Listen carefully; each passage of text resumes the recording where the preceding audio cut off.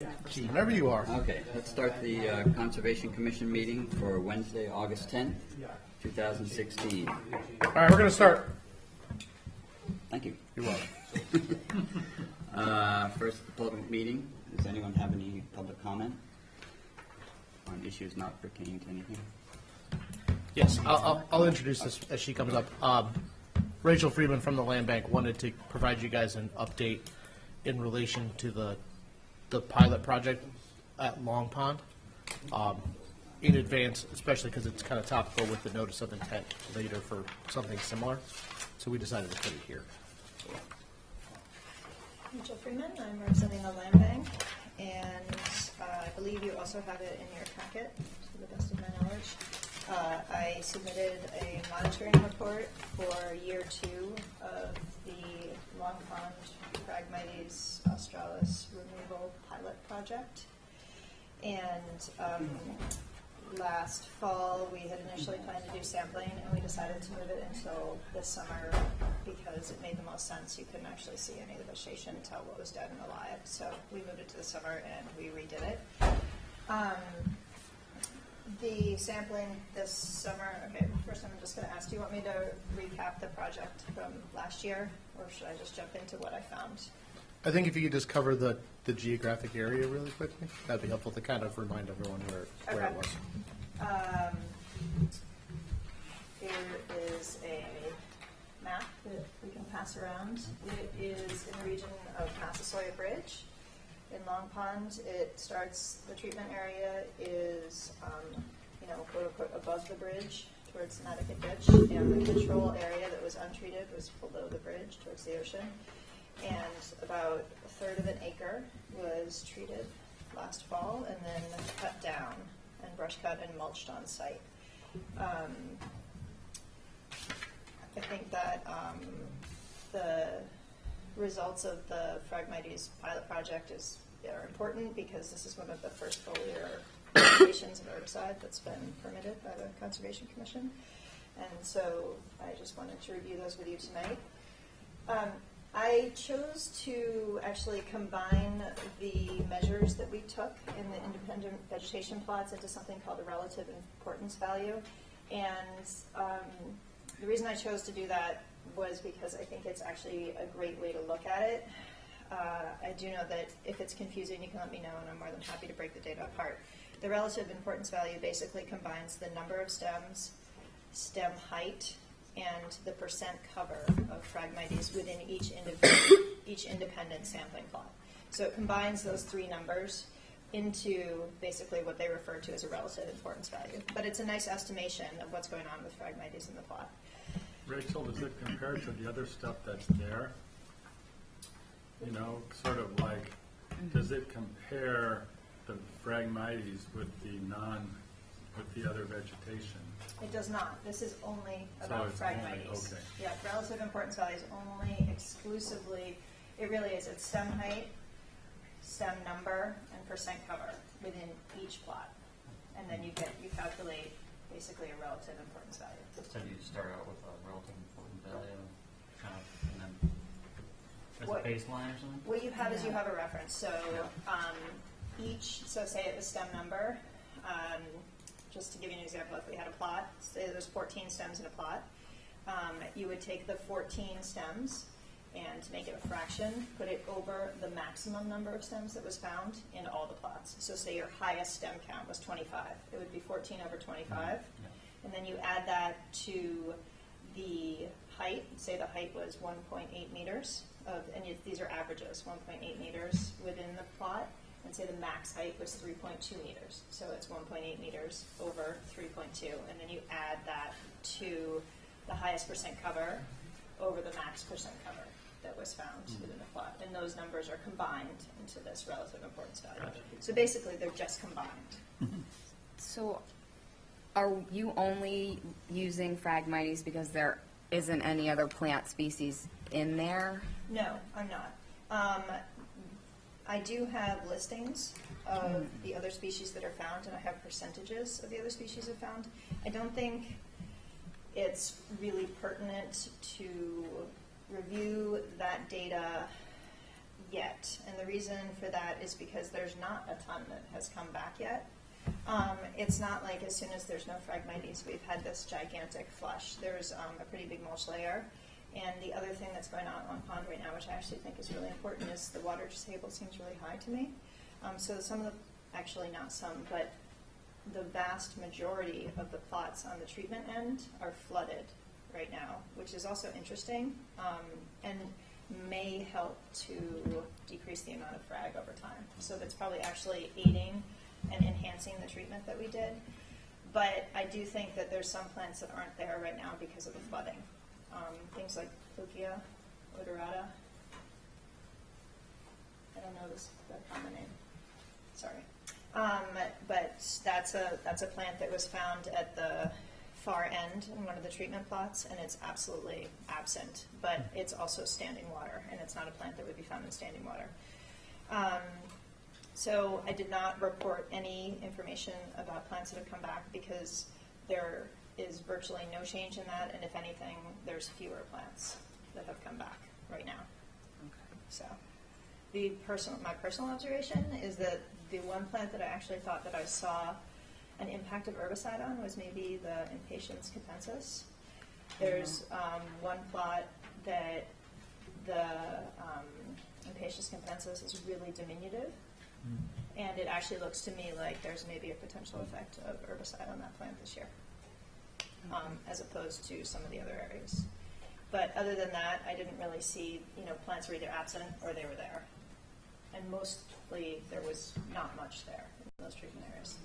The one plant that did come back was Rhynchospora alba. That's a new species for that site, which would also be highly associated with wet areas. So that was kind of neat. That was in a treatment plot. Good, yeah. There's also more juncus in that same plot that has the Rhynchospora alba. There's increased amounts of either juncus effusus or juncus striarii, and I'm not sure what, because it doesn't simply stem. So I don't really actually think that I can talk that much about what's coming back. Mostly what I feel like I can talk about right now is what's happened to the Phragmites. So Rachel, like I said in the message I left you, I think most of our other projects, we've had people do simply a stem count in a plot and then look at a stem count again, and I think it would be helpful for us to get that information just so we can compare it to other techniques. Okay, so I can tell you, I just wrote down my averages now, but just so you know, and I can certainly display that information for you guys in the future. But the controls went from an average of 23 stems per plot to 21.5, and in the treatment areas went from an average of 15 stems per plot to 5.3. I think the take-home message is there's a significant decrease in the Phragmites from the treatment. 2/3. Yeah, it's definitely statistically significant, and it's visually apparent. So, Who's taking it up from here, Rachel? I think we are going. Well, not I think we are planning to redo the treatment in the fall. Seth Wilkinson is hired to do that because it really is going to be more of a touch-up. Because there's not as much Phragmites, and then we're planning to do the follow-up sampling. So water quality sampling that's required and vegetation monitoring. And I think as time progresses, if we spot treat Phragmites and we're not doing foliar application this year, I would expect to see things coming back next year. That's really when I would think that we're going to start to see new plants. So what will you be using, clip and drip or stem wipe? I don't actually know what he's planning to use yet. We're meeting on Friday. Okay, yeah, please let us know. Yep, I definitely will. Are we set up? What's the length of this permit? How long is this open for on this? That permit is 3 years, so So do we have? Is that a full 3? Are you going to get 3 treatments out of this? In other words, That's our good? plan. Yeah. We'll see what happens with the Phragmites, but our plan is to continue to treat until it's gone in this area. Yeah. I will say, and I think you know this as well, but there's been significant interest in the neighborhood to further the extent of the treatment that's occurred. I know there's an NOI here tonight that's going to examine that, and in addition, one of the reasons that we're meeting with Seth on Friday is because the Massasoit Village Condo Association is also very interested in continuing to expand the treatment area. So there's been significant abutter interest in expanding in the area. Good. Do you have any other questions? Water quality? Water quality, didn't test it now, tested it last year Mhm. after the treatment. There was no there was no detectable glyphosate in the water. Did we do a bottom sediment test as well? We did not. We looked into that, Mhm. and that's a discussion. I had an extensive discussion with the treatment lab and the testing lab, and he told me that it's really unusual and that he was willing to do it, but he'd have to come up with their own protocol because it's not something that's done for glyphosate. I mean, the literature we got mentioned a lot about how it tends to. Well, that's what it does. Yeah. Is it binds to sediment to Makes drop out of sense, the yeah. water column. Right. So that's exactly what it does. So I was interested in that as well. Yeah, they can see it on the bottom. Right. I think it's probable. I You don't might know s- why they don't do it. And Yeah. I had a long conversation with him. He contacted colleagues. If you want us to continue to revisit that, I'm more than happy to do so. It's got a Yeah, pretty 'cause- short half-life in the soil, Yeah. including in sediments and ponds. I mean, that's usually cited as an example of glyphosate, is that it binds to soil or to the pond sediments, and then the naturally occurring bacterial populations break it down. Yeah. So, I mean, was the idea so that it's going to remain and still be active in the sediments? No, it doesn't. No. Is it- It doesn't do that. Does it break down, or is it like a I don't formaldehyde? know the half-life off the top of my head. Yeah, and what the It's pretty breakdown short, product though. is. Yeah. Very little evidence of it, like, then affecting, it doesn't seem to inhibit regrowth of other plants, because a lot of other possible herbicides do. Yeah. You know, they have a long half-life in the soil, and they may impact seedlings and things like that. So it's one of the advantages of glyphosate and why it's, people like Seth, you know, Use use For it. it, yeah.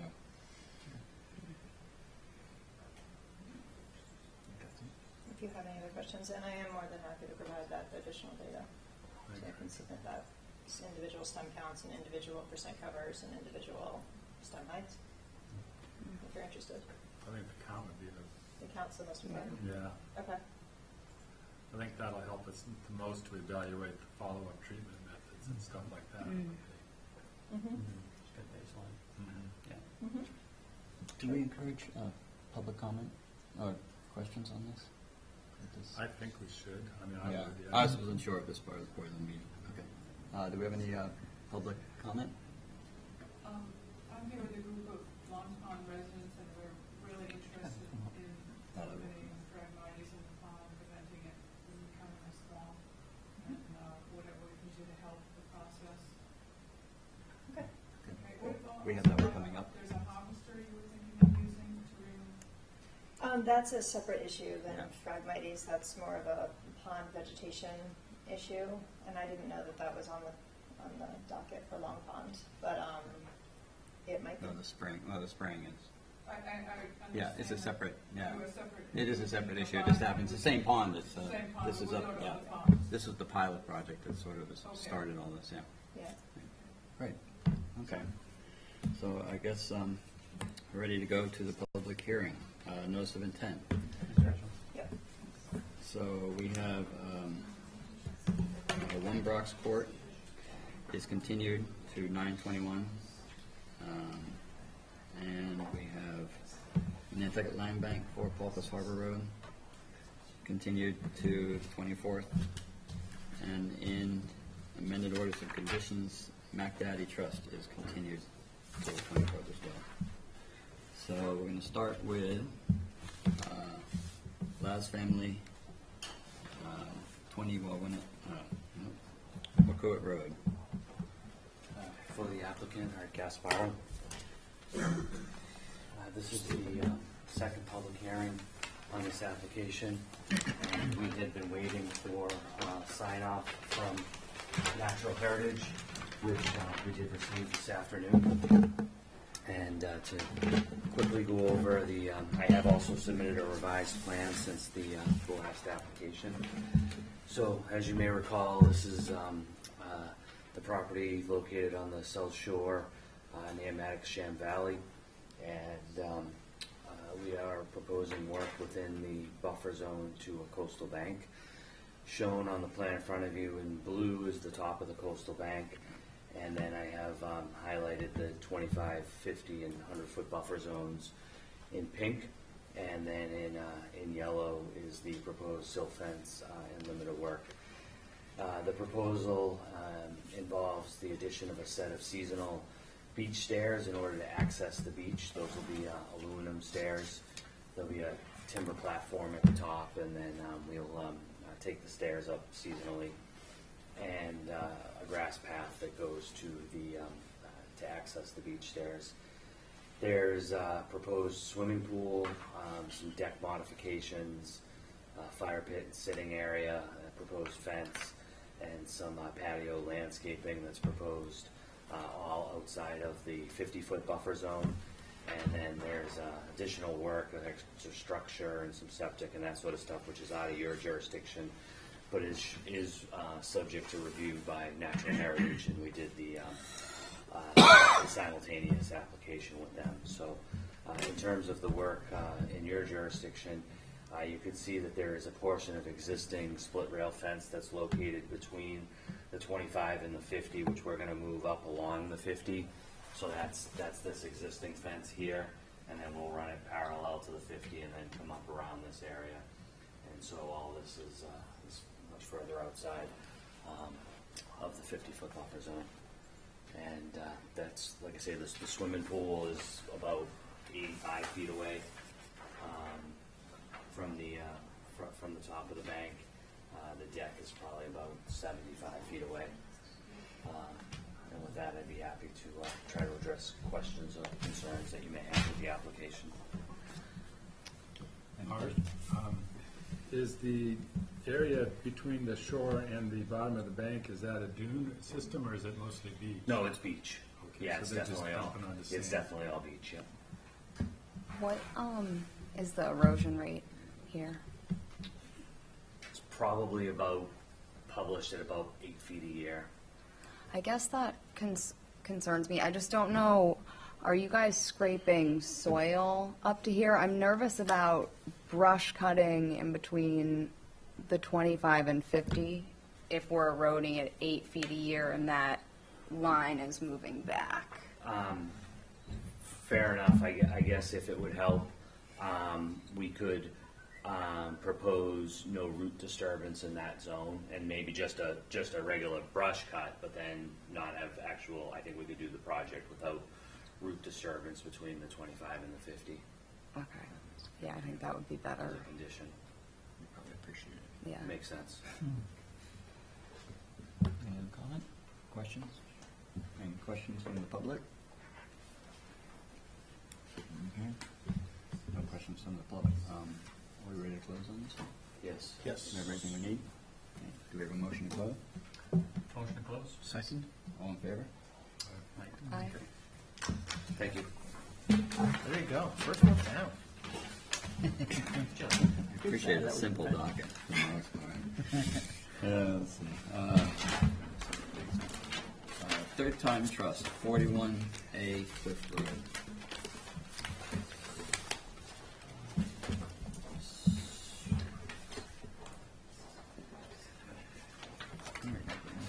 Yeah.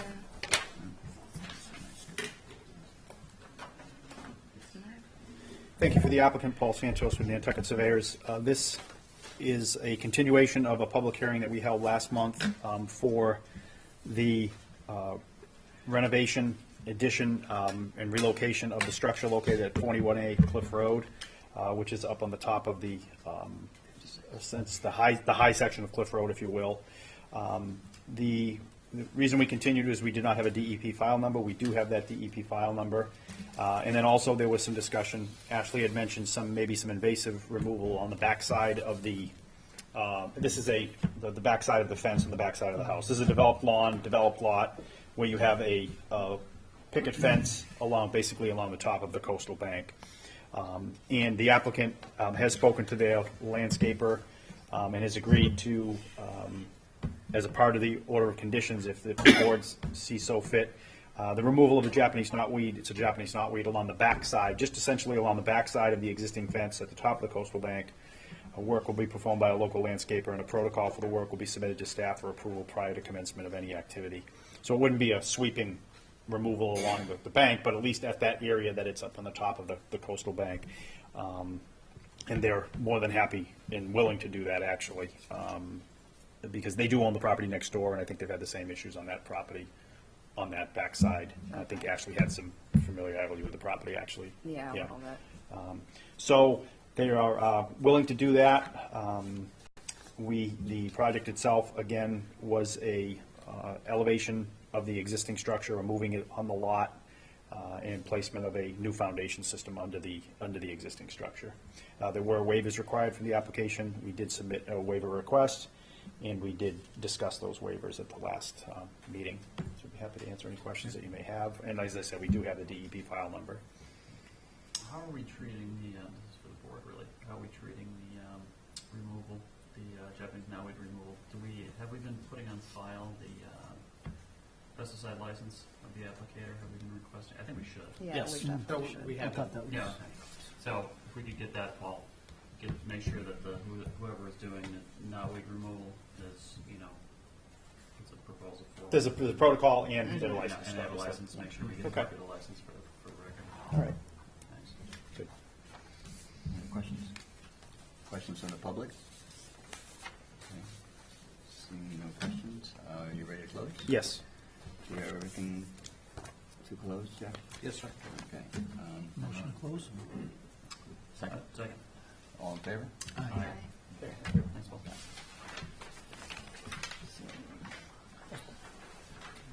102 Walnut Road. Yeah. Who's that?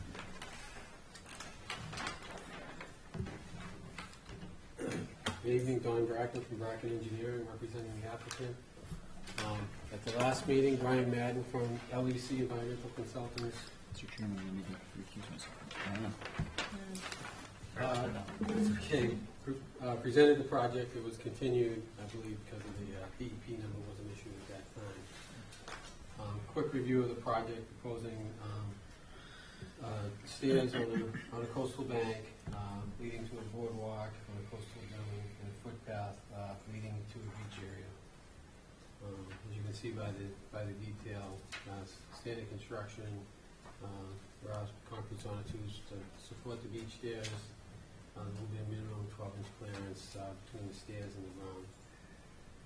Bank is pretty well vegetated and stable.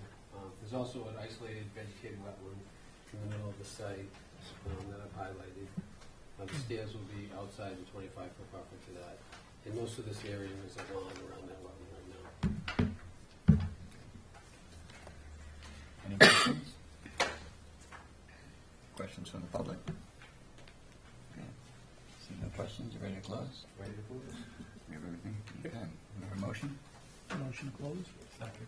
All in favor? Aye.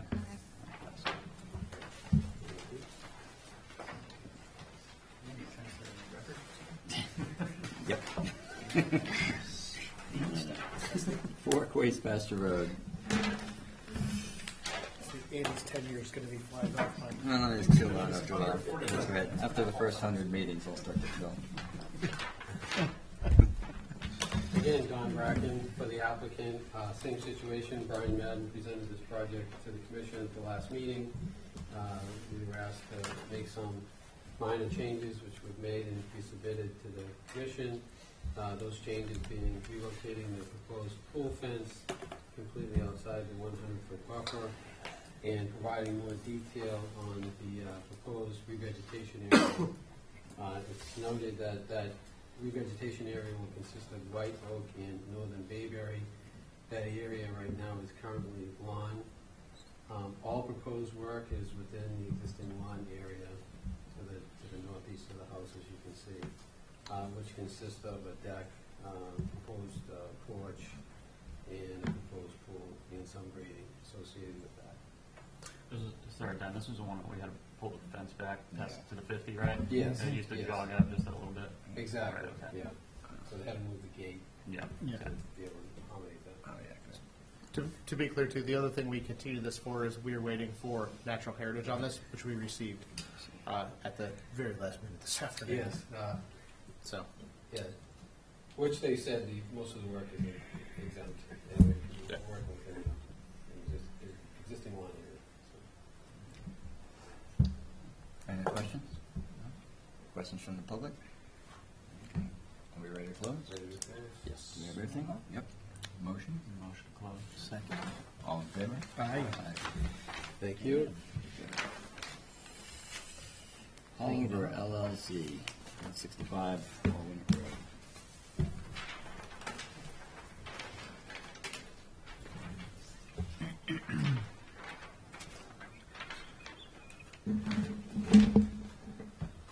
And for the record, Don Bracken, Bracken Engineering.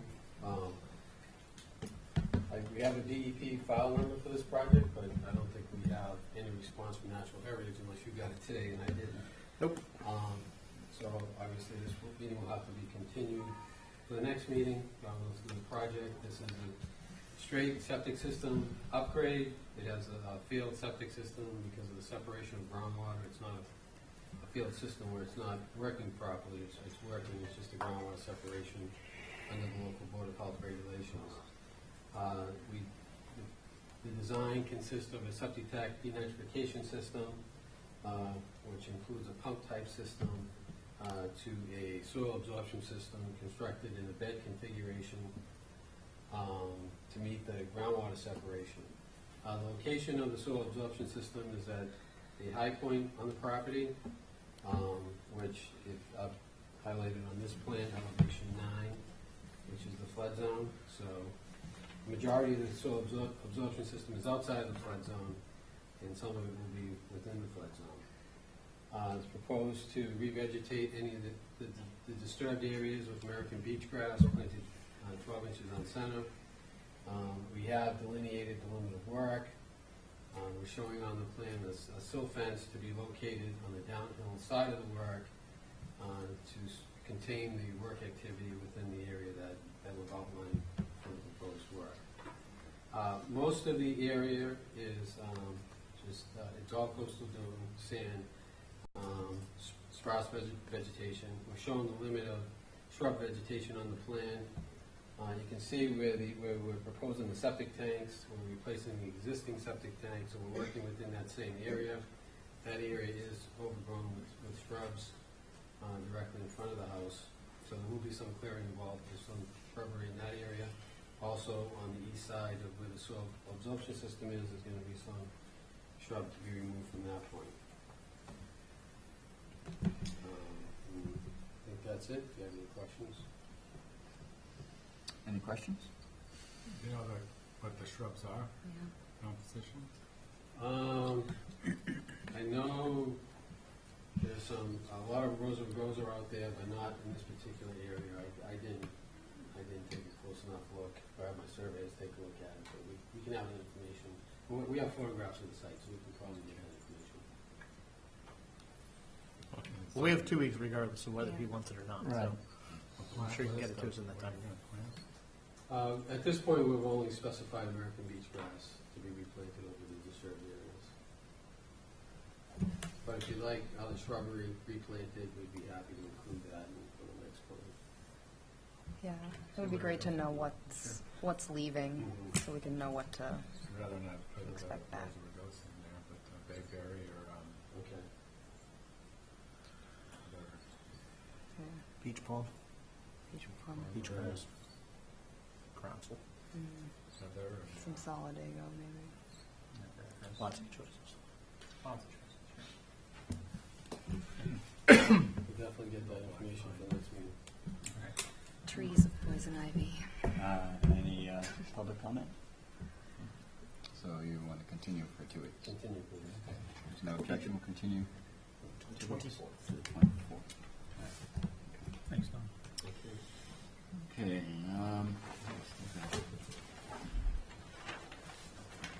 Nantucket Pond Coalition, White Goose Cove within Long Pond. Hello. I'm Bob Williams from the Nantucket Pond Coalition, and our proposal is to eradicate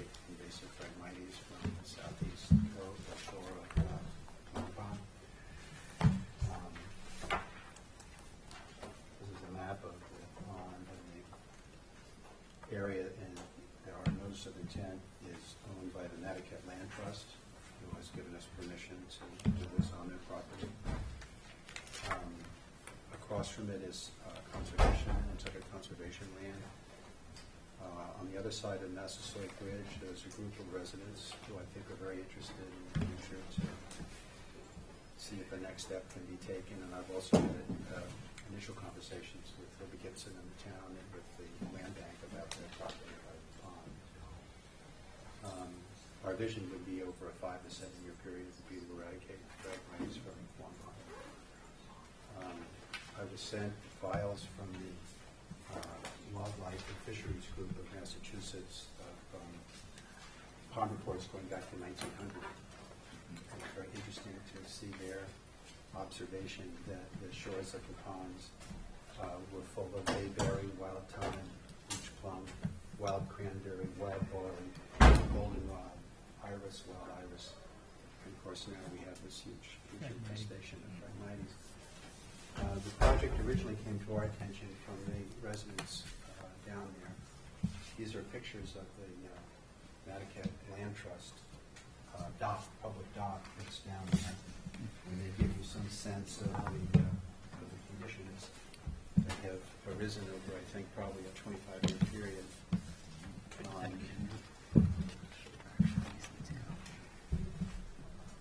And the question is whether you can do something about it.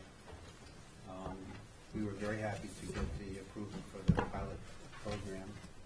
We were delighted with Rachel's guidance of that program. We thought it was done very carefully, very scientifically, with aquatic technology. They were called at the time, now they're called Solitude. In that case, they used a backpack spray type of approach, Pro. The sidekick is a surfactant.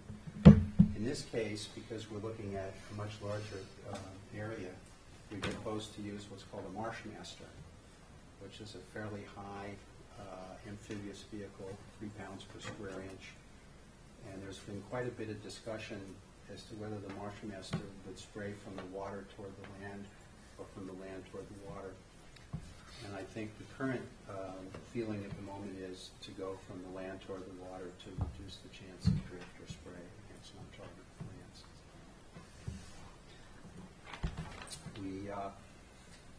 We do not have at the moment a National Heritage waiver, or whatever it's called. That was received by them on the 18th of July.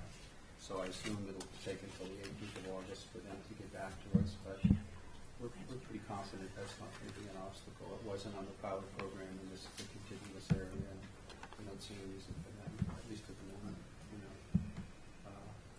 having an issue with it. So I think there's some folks here from the neighborhood, and people seem excited by it. We have the money, we have the approval, and we're just hoping we can do it in a way that would be acceptable to the conservation culture.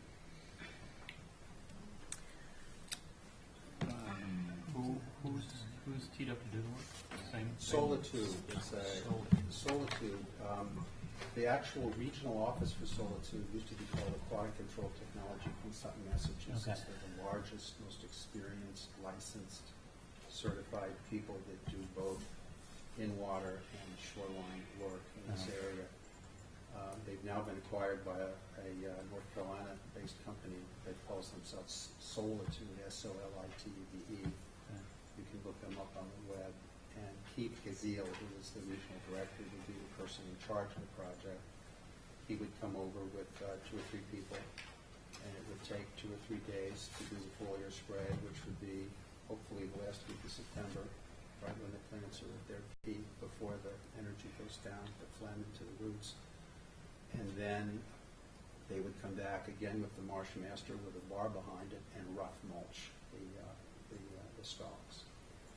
We have Sorry, does Keith have some sort of presentation that maybe I'd like to see Yeah. his presentation. I'd just like to see what What we're the talking application process is. Yeah, I had hoped he could call in to us, and then Jeff indicated that wasn't the way he did things here, so Right.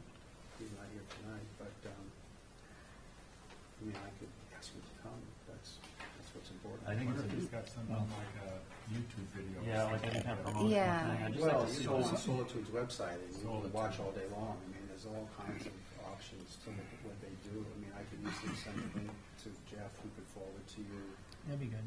you know, exactly how it That would be works. good, yeah. Yeah. I'd be happy Just to helps do us that. get our heads wrapped around it. Yeah, Yeah. I See think the that's perfectly fair question, operation. and I'd be happy to do that. And if you felt you needed him in person, we would do our utmost to do that. If you could live with a phone call with him, that would be an awful lot easier to accomplish. Where is he located? Sutton, Mass. Sutton, Mass. Sutton, Massachusetts. So, So- but I'd at least like to get my eyes on a video. Yeah, how Marsh this Master in works. action. Yeah, I'm not so Yeah. much concerned about the marsh. The Marsh Master looks like it just does the cutting and the mulching of it, but I'm more interested in the herbicide application. Well, that's, they do the They spray. do it from right out of Yeah, that? no, they do the That's spray from that. Now, he didn't feel that we needed what's called a conning tower, because sometimes you can get, you know, like you have on a fishing boat, Yep. where you're spraying Yeah, yeah. down, but he said normally they use a conning tower when they're doing hundreds of acres, you know, if they do a huge area, because then they don't have any drift issues and they spray from the tower. He felt in this application, we're gonna do, if we get the permit, the shoreline, but there's a lot of rhizomes that have gone into the, and you can't spray that, you have to wait until the second year and either do a clip and drip or a red glove on that, because you don't want, you don't want to spray every plant, you just want to spray to have these concentrations. I personally have a little bit of concern about leaving the stalks, which everyone recommends you do because they decompose and the nutrients help the plants come out. But I even wanted to ask the commission if they felt on the pilot area that Rachel did, my instinct would be to take some of those stalks up, just A, because it looks better, and B, I think that lets more sunlight come into the dormant seeds that have been there for a decade, because of the plants. Is there any objection to that, if somebody were just to Yeah. clean it up a little bit? The human impression of looks better and looks clean generally isn't good for ecosystems and habitats. Okay. So you want to leave them down? Yep. Okay. Not a problem. Well, there's certainly no shortage of nutrients out there, but probably That's for sure. all that by the time you pull them out of there, would you do that when they're green or after they're dead? And After they're dead. it's probably all leached out anyway. Because it takes a couple of years for them really to decompose completely. So, I've heard varying reports on, Phragmites, how to effectively remove them, and there's certainly the herbicide component. There's also removal of the seed head component that seems to be successful and makes some amount of sense. I don't know if this this process is including that. These are questions that I'd love to have this guy in front of us to Yeah. ask him. And what was it you just said? The So the seed heads, yeah, Right. so, typically when I've done Phragmites removal, it's a clip and drip, or like you say, like that brush on Right. glove. I've done a couple of different ways. Right. But part of it was to get the seed heads and cut the seed heads and bag them and Right. remove the seed heads off the side, because as you disturb everything, it just spreads the seeds everywhere. Gotcha. I think I understand your question now. I think in this case, that would have been possible in the pilot area, given the size of it. I think it would be difficult to do in this area, given the scale of it. Of course, right. You're talking 3 acres. Yeah, right. And to some extent, I think the larger question is, do you want to get rid of them or not? Yes or no? And if the answer is yes, can you? Right. Is it affordable? Is it practical? I mean, how do you do it in a way that's in the real world? You can raise the money and you can get it done. And we're trying to find that balance. Our answer to the first, or at least the residents of Mycomet, Hummock, and Long all would prefer the ponds the way they were before they were infested with Phragmites. Sure. So now they come to the Pond Coalition. Our question is, okay, great, how can we move forward in a permissible way that's affordable and is practical? And I think foliar spray is really what it boils down to. So the website shows an application of spraying with this machine, because this is a. I think we need a It's a track machine presentation that's so the showing a cutting public can machine, see it yeah. too. We need something You so want that, like a video that we show up here and stuff like that? I think that sort of presentation Yeah, I think we kind of owe that to the Yeah. public, really. Yeah. So, No, that's I'll just fine. clarify something too, because it just came up. Our remote participation policy only really allows for commissioners to remotely participate. Or else we would never see consultants or anyone to come, they just call it. So, that's why when they ask to call in, they're not able to call in, because our policy covers if one of you guys is absent and wants to call in, are allowed to, but we don't typically accept members of the public or consultants calling in to present information, so. And that's my error, I never heard they would be available for questions, not to present so much, but just, if there's some scientific question that's beyond my knowledge. I mean, I know pretty much everything that's in the NOI, and I've read everything there is to read on this, but I'm not a licensed applicator, so, I think to get a better presentation is a good idea, I'd be happy to help with that. Okay. I mean, we have to continue anyway, right, because we don't have Yes. heritage, so it's easy to do. I'll find a link, I'll forward it, and then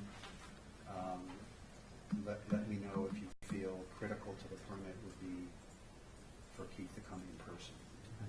Yeah. Because he's going to need to make those arrangements. And I'm also, a project of this scale, I'd like to see kind of your 5 to 7 year plan on this, because the amount of Yeah. money it takes to Yeah. reestablish areas like this is Sure. a lot. It's not just eradicating Phragmites, which I don't know. I think managing Yeah. might be a better goal. Yeah, I agree with that. I agree with that. But Well, in that regard, just briefly, Ashley, because I appreciate the question, some of it is hard for me to articulate because, the town and the land bank and the 22 residents along the road and the foundation have not committed in writing to a 5-year plan on this. Well, we've just done a pilot program last year. If I were one of those folks, I kind of want to see how this chunk goes, you know what I mean, whether we can handle this. Right. That would be my position, and I think that's the right position. But having said that, we've got the pilot program covered for 5 years in terms of management. We've got this White Goof Cove program covered for 3 or 4. The residents had a meeting, Rob and Penny Resendez at their home a couple weeks ago, and all committed to financially contribute to year 2 and 3 on the project. The Nantucket Residents Association has agreed to match those funds up to $1,500 annually. The Nantucket Conservation Association has, Bill Greer told me that they want to be part of it, they want to contribute to it. Ken Lindsay, who's the trustee of the Nantucket Land Trust, said that he just needed a written proposal of exactly what they needed so he could take it to the other 2 trustees. But I'm pretty confident we've got $3,000 or $4,000 or $5,000 a year for several years out on this project. And I think any other project, at least the Pond Coalition's involved in, we would want to have that same 3 or 4 or 5 year in writing commitment from people to make sure we don't start this thing and then I move away and all the Phragmites come back. And I even don't know after 4 or 5 years the extent to which these rhizomes, I don't know. We've never done it before. But I think that the goal of managing the shorelines to eliminate these is in spirit, not just our application, but is very much part of the island, very much part of the people that abut the ponds. And I have every confidence that as we move forward, that we'll get those commitments in place. Well, I think that part of the, sort of long-term control really has to do with being thorough in the first place, like you said, doing the major project by spraying if this is what, is decided, and then, getting back in and clip and dripping the edges. Because if you leave those edges, it's just going to be right back, and it does take probably several years of going back in and treating it. And I think one of our concerns, and I probably can speak for Ashley on this too, is what's coming back. That's probably where the long term is what are we seeing for revegetation in there? And that's why we would like to see this, if necessary, go on, even if it's just monitoring revegetation and looking for strays coming in, because there's probably, I mean, there's such a huge seed, probably a seed bank, and there's a huge new crop of seeds every year out there. I mean, Yeah. Emily and I did a project where we looked at fertility of some of these frag, and it's under 1% of the seeds were fertile of what we collected. But when there's 1 million seeds, 1% is still a lot of seeds. Yeah. Right. I mean, the little I know about it, Ernie, it never goes, in other words, you're on it. It's like managing your own property. And I think what we're happy about at the Pond Coalition is, I mean, we're just a service organization, and our whole principle is a private-public partnership, that the people that use the ponds, above the ponds, care about the ponds, need to financially be involved, and they need to be involved operationally in the maintenance of those water bodies. And we've identified the excessive seeded plants from the phosphorus and nitrogen, the harvester project that you guys were good enough to approve last year, that someone brought up earlier today, the 604B federal grant that we got for green algae, which Emily, if she's here, has been working tremendously hard on with Wendy and others to get the samples back and get that report back in late September. And the Phragmites thing wasn't really in my mind when we started the Pond Coalition. It was all in water stuff. And yet it popped up, and it just seems to be the area that people are most interested in being involved in, is property owners. And I don't think it's a bad thing. I mean, I think if we can do it, and we can do it right, and we don't hurt anything, and we can afford it, you know, it's not a bad thing.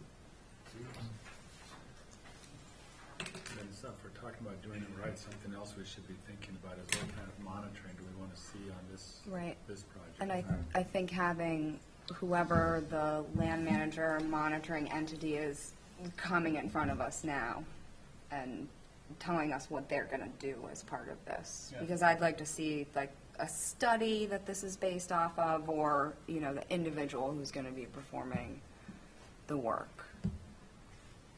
I'm sorry, say that So again. like I'd like to see either a scientific study treating a swath of Phragmites this large, if it is 5 to 7 years generally, what comes back, or Okay. actually speaking to the individual doing the treatment as to their experience with More this. specific expectation of what to expect. Yes. Okay, that sounds perfectly fair to me.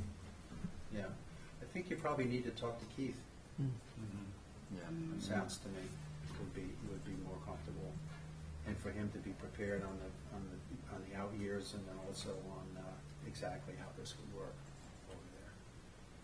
So I don't know whether he could come in on the 24th. That's your next meeting, I think. Jeff, is it possible to? Absolutely, he can come. Yeah. Okay. Or Mark Balodi's boss, who's the president of the company and has done this his whole life. One of these two guys. Be happy to answer those questions. Yeah. Well, I think it's good to sort of get this settled, because there is tremendous interest not only in Long Pond, but Plymouth Pond Association had a meeting. They want to do something. There's Pioneer stands on Mount Comet, these little tiny things that are easy to knock off, and you knock them off in a half a day. So, you know, to have a more objective basis of approach, you know, that answers the initial questions and then goes from there, makes a lot of sense. And this might be a stupid question. Is Phragmites like a big phosphorus suck, or does it love nitrogen? Like, is it? I don't know, but it seems to do well, and Right, in most a little bit circumstances. of salt seems to be good for it. Yeah. Right, that gets it. It is a phosphorus suck. And if you take it out, you've got more phosphorus going into the water. Right. To get to the heart of your question. That's Right. the truth. But if you look at Long Pond, you're arranging chairs on the Titanic. I mean, you look at the water out there from the landfill and everything else that's happened in 2 centuries of human habitation, and the bridge being silted up and all the rest of it. So we need work at both ends, so property owners. Yeah, I mean, it'd be great to get the herring to run out there again. I mean, there's a lot of stuff that you could do once you've got the financing and you've got the will to do it, the political will to do it. So, If I remember right, there's a project on the vineyard where they're harvesting frag in an attempt to reduce the nutrient pool in some of their ponds. So they're going in and harvesting it green, pulling it off. Right. I think they're drying it and burning it or something, using it as fuel or Yeah. something like Right. that, Yeah. You can burn it, but you gotta get it up. And the stuff that's out here, we think the roots are 10, 12 feet. And the rhizomes go out 20 feet into the pond, and 20 feet in toward the property owners. I mean, they're just taking over everything.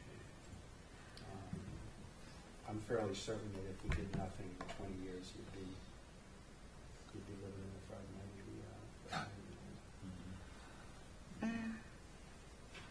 I know there's a little I bit think of this will be apprehension open to the to ocean. such a larger project so soon after the pilot, at least on my part. So I'm a little apprehensive about this Yeah. personally. Especially without sediment data and not knowing if the impatiens were affected by the spray, like what the, I'm a little surprised that someone hasn't come up with a testing method for soils, given how popular this method is. Yeah. and if we have like a bacterial bloom that's taking up this Phragmites, then are we gonna have like a dead zone created when all that bacteria dies? You know, like what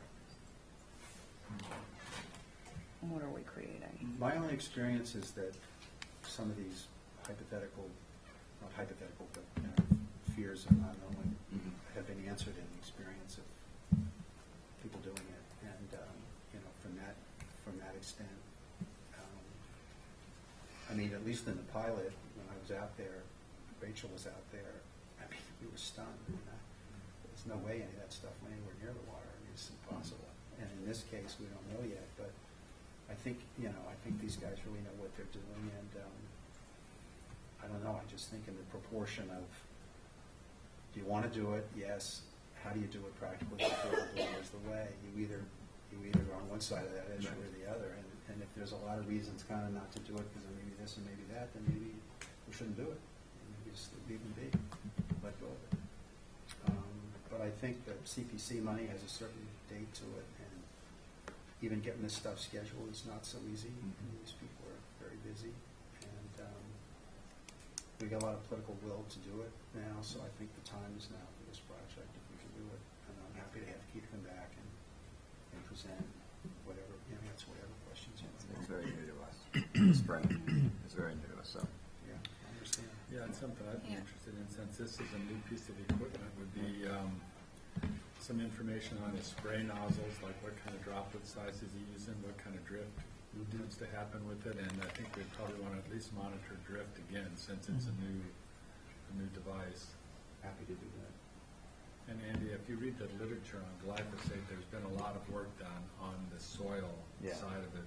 And that's probably why they don't test it anymore, because it's been looked at so much in the past that it's like, well, it binds to soil and then it decomposes. And is that That's a soil that's exposed to oxygen? I think it's been, I've read reports in pond bottoms and aquariums where there's just even a sand layer on the bottom of aquariums. And, terrestrial soils, so it seems like it's pretty much, the glyphosate molecule is enough of an analog of a natural molecule that things break it down. Well, I do know it goes to formaldehyde in Yeah, that literature, which formaldehyde. I still have somewhere in there. Yeah, but I'll read up again. And no, I mean, I'm obviously keeping an open mind to this. We know we have a big issue there. So. Well, Andy, sometimes I wake up and I get cold feet on this because this is a big project. Oh, yeah. And it's also, and I know aesthetics are not important, but they are to homeowners. And, to do part of the pond and not the rest of it concerns me. I think you either do all of it or none of it in a way. Right. You know what I mean? I can agree with that. I really feel that way. And I won't talk with the Conservation Association today about that. So there's risk in this, in my opinion, particularly with us, in Yeah. my opinion, and we live here, and with you guys as well. But at the end of the day, I'm here because I think it's worth it, and I think the risks are calculated. And I really like these guys, Keith and his team. I've known them for several years now. We've seen a lot of projects they've done, talked to a lot of people about it.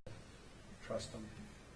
Ken Wagner, our limnologist that did the NOI, trust him. I like him. I think he's a good guy. You guys have had some interface with him. And I do think it goes slow. And at the end of the day, either you'll let us do it this fall, and we'll be able to keep our momentum, or you won't. And we won't. That's what's going to happen. And it'll be in your good hands. So I'll have Keith come back, and you can talk directly about nozzles and droplet sizes and stuff, which I'm not prepared to answer. And we'll send you a link on how the Marsh Master works. Okay. Well, let's see if there's any questions from the board. Any questions from the public? I just have one comment. Sure. And I think Bob said it. He said that there's a lot of public interest. I live on Long Pond. Could you give us your name, please? Rob Resendes, Rob 11 Columbus Ave.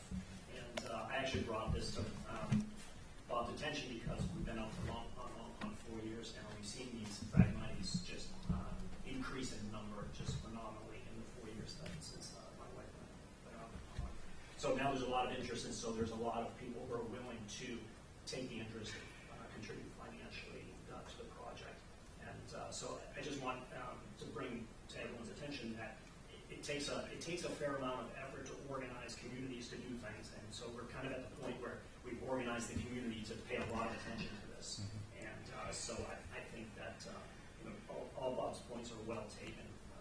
But I think from a neighborhood standpoint, moving forward and seeing how this goes is really kind of what a lot of people want to see, as long as we do it safely, because then we can go to the next step. And without doing this step, I think, again, it'll be, just not doing anything. And I think you lose that momentum that you have from a neighborhood when we come back and we got to reach your head and say, well.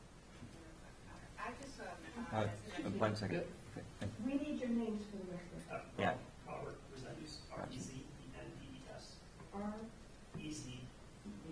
E-N-D-E-S. It's Robert. Yep, Robert. And my name is Penny Resendes, and I just would like to add that I know when you look at these things, initially you might assume that it's just all aesthetics. You live on the pond, and we don't like the fact that, it's obstructing part of the view. It doesn't obstruct our view at all, but what we're finding is we can see the area that abuts the beach right at the end of Starbuck Road. And when we first moved into the house, we saw quite frequently, kids would leave the beach, they go down, and they might, hang out at the pond. There's access there. The Phragmites are essentially creating a wall, and it's been a very aggressive expansion just over even the last 2 years. And we're also finding when it's really recreational is what I'm trying to say, because when you're kayaking in the pond, which is a common activity, it's becoming more clear that the Massasoit Bridge below it and above it and beyond, because there's so much exponential growth, it will really impact, I think, it really recreationally just what that pond means on the island. And it's just, I think, for Nantucket residents, we see it as a real, it's a natural, really an important natural asset, I think, is that part of that end of the pond. So, that end of the island. So, I think our big concern is that if we don't do something, because it's so tremendous, the growth, that it really will get to the point where we won't be able to do anything. It'll be smothered. And I think that's why so many people are interested in the Nantucket area at Long Pond, because it's been so significant just over the last several years. And seeing how much it can grow so aggressively, we're just really concerned that if we don't take action soon, it'll become impossible to manage it in any way. So I think that's why, even though it may look like a large project, we're trying to get our hands around it in a way that, as Bob said, is safe and is the best way to do it. And are you folks from Long Pond too? We're from Long Pond. And you're Long Pond? And you're? Hammock Pond. We've been here since Can you 95. use the name? Ronald Zabelli, Z-I-B-E-L-L-I. We've been here since 95, and people have been talking about doing something about this almost since the day we moved in. It's long overdue, so we shouldn't let this get stalled too much longer. We might be better off to overlook a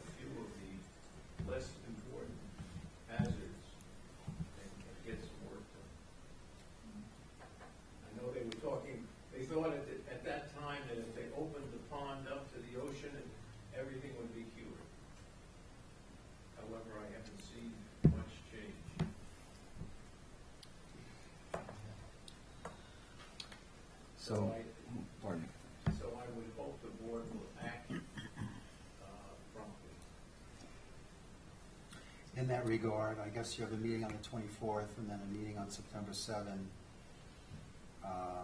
If we don't spray by the end of September, we're done for this year. Just for what it's worth. Yeah. Because we need 3 weeks and then we got to mulch before the frost, so we're kind of.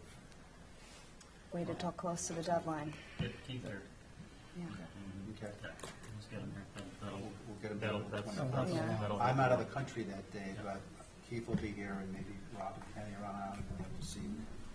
There's a link, if he's got a link to some videos. of Yeah, the and water. I'll send you stuff in the meantime, so that you Check out their website. I'm sure. So the Solitude, they have a website. So Yeah, you get a chance to- SOLITUDE.com. Solitude.com. Solitude, SOLITUDE, Solitude. Solitude, that's They do a lot of golf courses, so you'll see a lot of golf course stuff. Sure. In water. Keeping their kids. Yeah. And you can also click on all of the chemicals that they sell and use and get an enormous amount of information about each of those. It's really quite well done. But I'll have Keith isolate and I'll send it to Jeff to forward to you, something that if you don't have the time to fool around the website. I have just one more comment. Jocelyn Jemis on 12 Pond Road. Has anyone looked into the effect on fish in the pond with the Phragmites? From our perspective, no, although I will tell you that a lot of the advice that I've gotten about all of the life in the pond, much of it is in the shallow areas of the pond, in terms of the food chain, the small fish and the medium fish and the big fish and the small fish and the cranes and the ospreys and the crabs and just the whole life of the pond. And as these Phragmites move out into the water, and on Friday, Rich will have a much better sense, at least in your area, of how many of the plants are actually in soil and how many of the plants are actually coming out of the water. It reduces the opportunity for those life cycles to operate properly, and it's not a healthy influence on the whole ecology of the pond, the whole comprehensive ecology of the pond. So getting the shoreline back the way it should be, from that perspective, is a good thing. Whether there'll be more fish or not, I don't know. Now, when I read all of these reports, all the ponds on Nantucket, and Jeff, I think I sent this to you or Caitlin or somebody, they used to stock all the ponds. I didn't know that. They stocked with bass and trout and all kinds of stuff. I mean, they were very active in the 20s and 30s and 40s. The first document is an 1882 Nantucket ditch document that really talks about you own the fish in the ditch.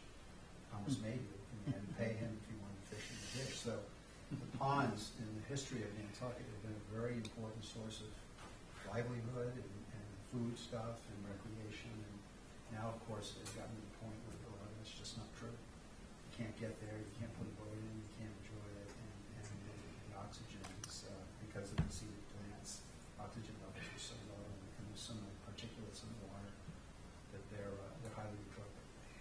So that being said, I hope that every single abutter has decided to stop fertilizing their lawns. I agree with that, Ashley, and one of our advisory board recommended that we print up this fertilizer septic two-sided thing, which we tried to put in the paper and then it got shredded, but we had a couple of ads in the paper. And all of the meetings we had at Rob's house, we're having a meeting at my comic this Saturday with 15 people. We distribute that and make sure that people understand what their responsibility is as they help the pond. I think mitigating nutrients coming into the pond is critical, but I'm also well aware that you've got 2 centuries of sediment of nutrients in the bottom of those ponds right now. And I think when Emily finishes her study for 604B, we'll get a better fix on the degree to which we have groundwater and the degree to which we have sediment loading. And it'll be a very important factor in determining what the strategy is moving forward for those water solutions. Any more questions? Okay. So you would like to continue for 2 more weeks? Yeah. I'll have Keith come if I can on the 24th. If it's impossible, I'll try and get somebody to come. Hopefully Rock can be here with them because, as I say, I'll be out of the country. And we'll see where we go from here. Okay.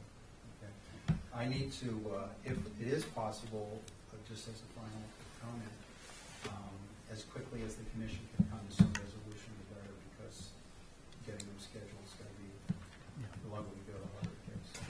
I think we understand that. We will continue for 2 weeks. Thank you very much. Thanks, Bob. Thank you. Kate, 5 Francis Street. All right, I apologize for this one, but the representative for this got in touch with me late today and called away for a personal matter.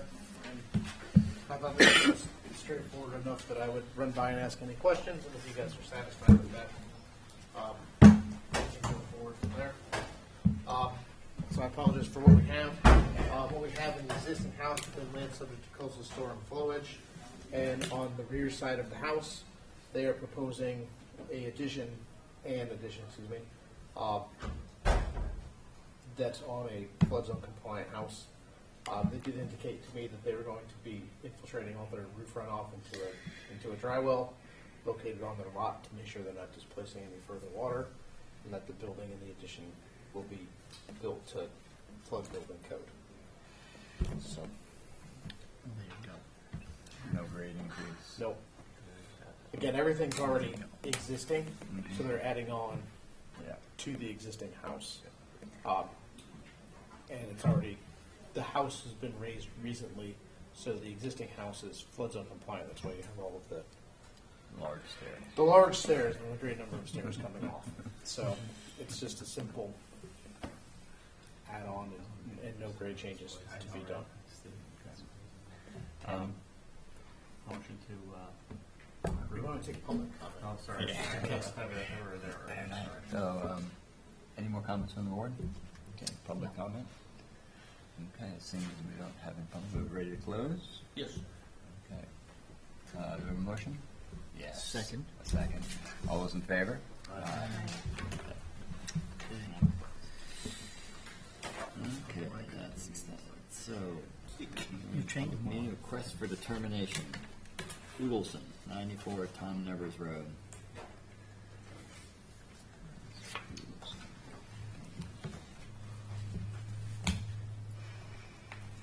Good afternoon, Mark Ritz from Site Design, representing the applicants at 94 Tom Nevers.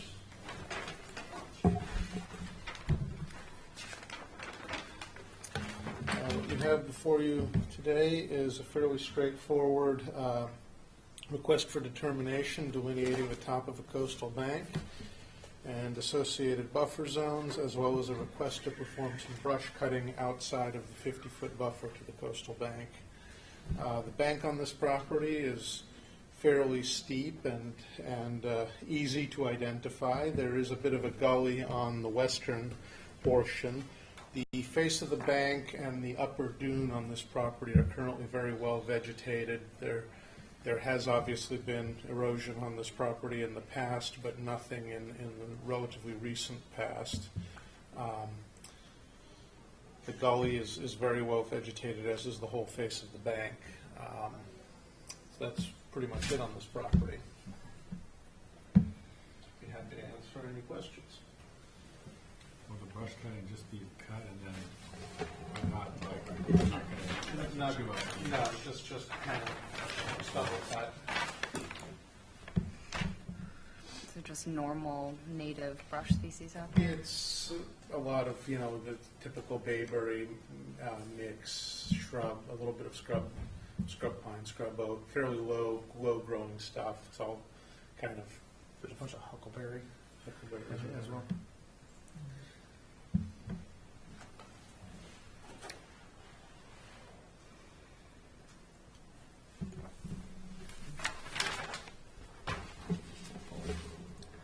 Any questions? Jeff, do you have a recommendation? I would recommend a +2, confirming the resource area boundaries, and a -3, allowing the work without a notice of intent. Someone want to make that recommendation? so Second? Second. Second. All in favor? Aye. Passes unanimously.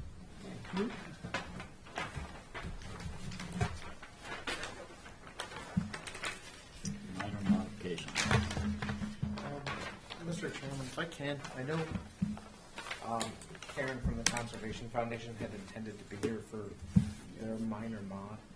So I may ask if you can just hold that one. I know she was planning on being here. So we will, if we could, take maybe the other two first. Hopefully she makes it in time. If not, I can tell you about it and we can go from there as well. Well, let me return to it. That might be simple. Okay, so we'll go on to the next one. 11 Crooked Lane, LLC, 10 Hickory Meadow Lane.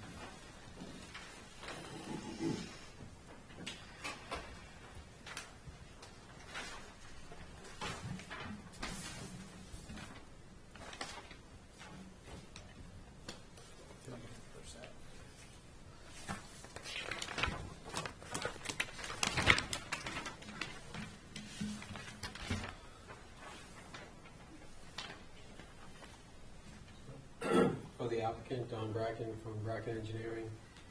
This site has an existing order of conditions that was issued back in 2014. I brought along the original plan from 2014. You can see this is a 2.2 acre lot. Back when we made the original filing, we went through the natural heritage and the species process. Part of that approval involved creating an open space parcel that's probably 60-70% of the lot size. And this is the building envelope area that was established. You can see from the original approval, the 100-foot buffer comes just inside this building envelope area. The envelope was designed so that it would be outside of the 50-foot buffer. There's an isolated vegetated wetland to the north of the site, and a bordering vegetated wetland to the west of the site. The current plan, the project didn't get bigger, it's a different, larger scale. I noticed when I was looking at the old plan. So, as you can see, there's a new owner involved, and the building locations and pool locations and site has been reconfigured. As on the original approval, the work will be right up to that open space boundary. Again, all work outside the 50-foot buffer. Work within the 100-foot buffer still involves a portion of the swimming pool. In this layout, it's a guest house. In the previous layout, it was the main house that extended to the north side of the lot. Proposing silt fence along the downside slopes of the proposed work to delineate the work. And with that, I'd be happy to answer any questions. Any questions? Comments? I will say from our end, despite the small plan, with a lot of lines being kind of confusing to look at, there's very little of this project that's actually within jurisdiction. He just showed. Looking at it again, and Joanne and I looked at it this afternoon, and then I looked at it again. The areas that are swapping are fairly equal area swaps. So I guess from my end, it's a fairly minor mod is just change the locations and the areas are the same. Inside the. It didn't. Yeah. It's just inside the 100. Exactly. It just is a very big project that's mostly outside of jurisdiction. So, for what it's worth, we didn't think it was an overly burdensome change. Yeah. So you have a recommendation, Jeff? I recommend it could be a plan change, a minor modification. Someone to make that motion? Motion to issue the minor mod. Second. All those in favor? Aye. Any opposed? That passes unanimously. Thank you. Nantucket Electric Company, 1 Campbell Street. All right, this is one that I knew that we're going to be here. So if you guys remember the Candle Street project for the flooding contingencies, they had applied for an order of conditions to install a number of the 3-foot to 5-foot high HESCO bags. They were the very large sand-filled bags.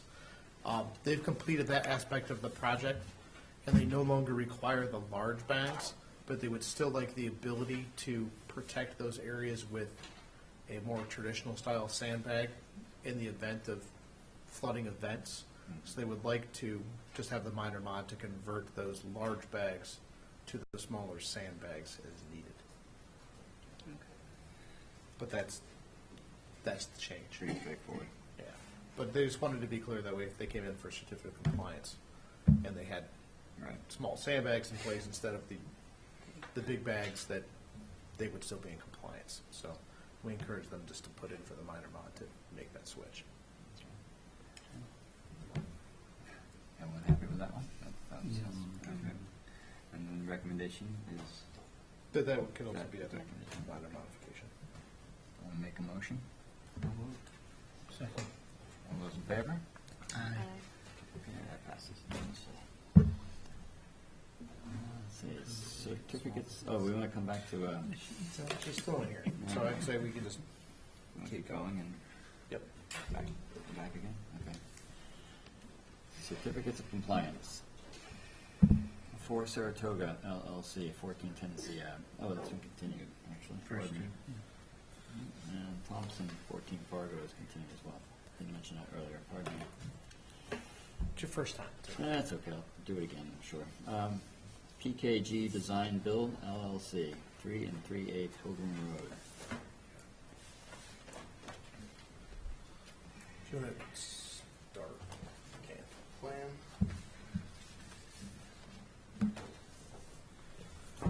Rich from Site Design, representing the applicants at Pilgrim Court. This is a fairly old order now for the construction of a subdivision roadway and some associated drainage structures located partially within 100-foot buffer zone to an off-site isolated wetland.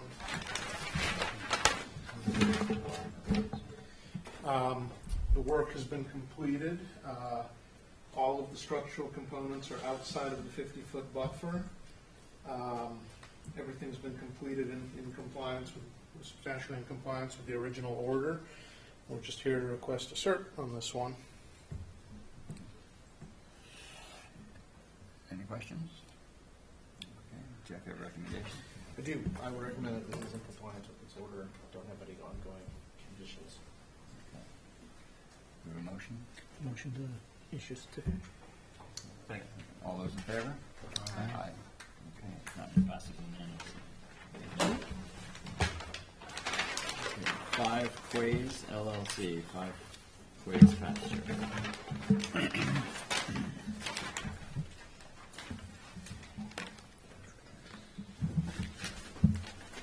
Once again, Mark Ritz from Site Design, representing the applicant at 5 Quays Pasture.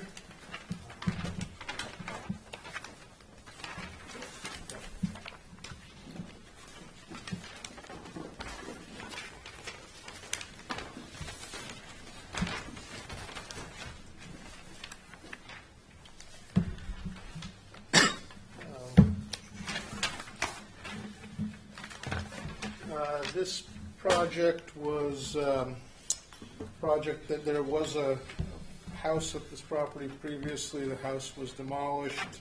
A new house, pool, decks, patios, driveway, all the associated landscaping were constructed. All of the structural components are again outside of the 50-foot buffer to a BVW on the property. There's a coastal resource and a BVW.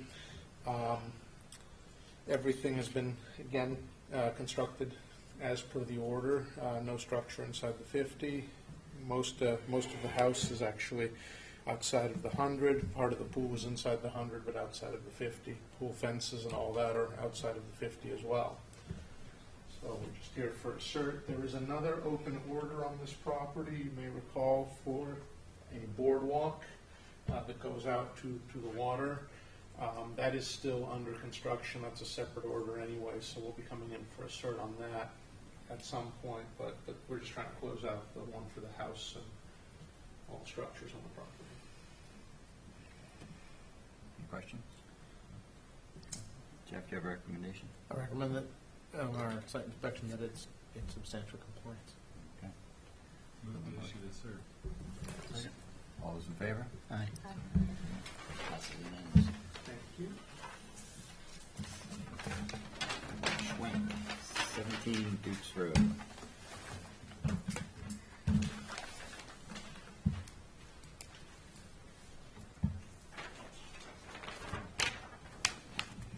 Don Bracken, Bracken Engineering. Project consisted of converting from a septic system and tying into the town sewer. All the work was done in accordance with the approved plans. I would verify that it's in working and functional. Motion to issue? There, second? Second. All those in favor? Aye. Passes unanimously. Swain Point Nominee Trust, 260 Pulpus Road. We actually have 4 of these in a row. Yeah, I was Notice that. seeing the same address. It's a bunch. My recommendation is going to be the same for all of these, but I think it would probably be easiest. Do you want to try to, because it's some of the same plan too, to run through? Sure. Kind of all of them together, just to keep it simple. Sure. Jeff Blackwell for the owner. In 2013, we were hired to look at the property, and there were some obvious open orders that had expired. And so starting in 1999, there were 2 orders issued. The synopsis is they were for driveway realignment, construction of structures, and remedy of unauthorized cutting in the buffer zone and resource areas, and to establish new limits of cutting. The second order issued in 99 was for the removal of utility poles and overhead wires, and to bury those wires. And then in 2003, there was a bridge replacement culvert project for the tidal stream that runs through the property. So various amounts of work were completed under these 3 orders, and some of it was not completed. There were utility poles that had been cut off and left laying in the wetlands, and wires in the wetlands. And the bridge was reconstructed, but with a timber bridge instead of a culvert, box culvert type bridge. So we filed a new notice of intent in 2013 to try to put an umbrella over all these expired permits and to clean them all up, which has now been done. The poles and the wires were removed from the wetland. There were some elements of the old bridge which remained after the timber bridge was installed that were restricting the flow of the tidal channel. So those elements were removed. And also we staked all the new, well, actually, we staked the old limits of cutting and mowing to comply with the original 1999 order of conditions. And the caretaker for the property took our staking, put in PVC posts, and has observed the cutting limits. I submitted pictures and a report of to monitor that the establishment of those limits of work a couple weeks ago. And in general, everything has been brought into compliance with not only the expired orders, but the latest order in 2013 that was meant to clean them all up. So for housekeeping and for closing out the permits, we're before you for 4 certificates of compliance. All right, I'm gonna hop in there. Go, please. So after a longer site inspection than most, because it's so big, the project that was done over time is in compliance with the permits. But I think given the history of the lots, we don't often do this. There's not necessarily any ongoing conditions that go with it, but I think if we could, as kind of an ongoing condition there, just memorialize that they have to maintain the requirements of these maintenance areas, and that they also need to be following, fertilizer best management practices and those things as part of the certificate to go forward, because it's a property that has obviously a pretty long history of cutting and work and activities that have happened and ownerships that are going to be changing at some point here, just to kind of stay on top of it, because it's been a problem that there's a property where there's been issues. And I know from our inspection and looking at it and the last site inspections that we did, just as an example, when you look at the plans, there's a wetland on the third sheet, the BVWC, that actually goes into the mowed areas that was approved before, and then in our looking back, the last time it was delineated, the first time it was delineated was before the groundwater requirements had changed, and that area turned into wetland after the fact, after the 1999 permitting suite that went through, and now there's a wetland that's actively inside the maintenance area for those purposes. And I'm not saying those are areas that we want to try to take back, because I think they've permitted and done things through their permits. I just don't want something that's new that comes in or us to lose track that these things have gone on. And it's an area that's really on the point of Pulpus Harbor, and is probably, of all the environmentally sensitive properties on Nantucket, one of the most, because there's so many wetlands, there's active streams.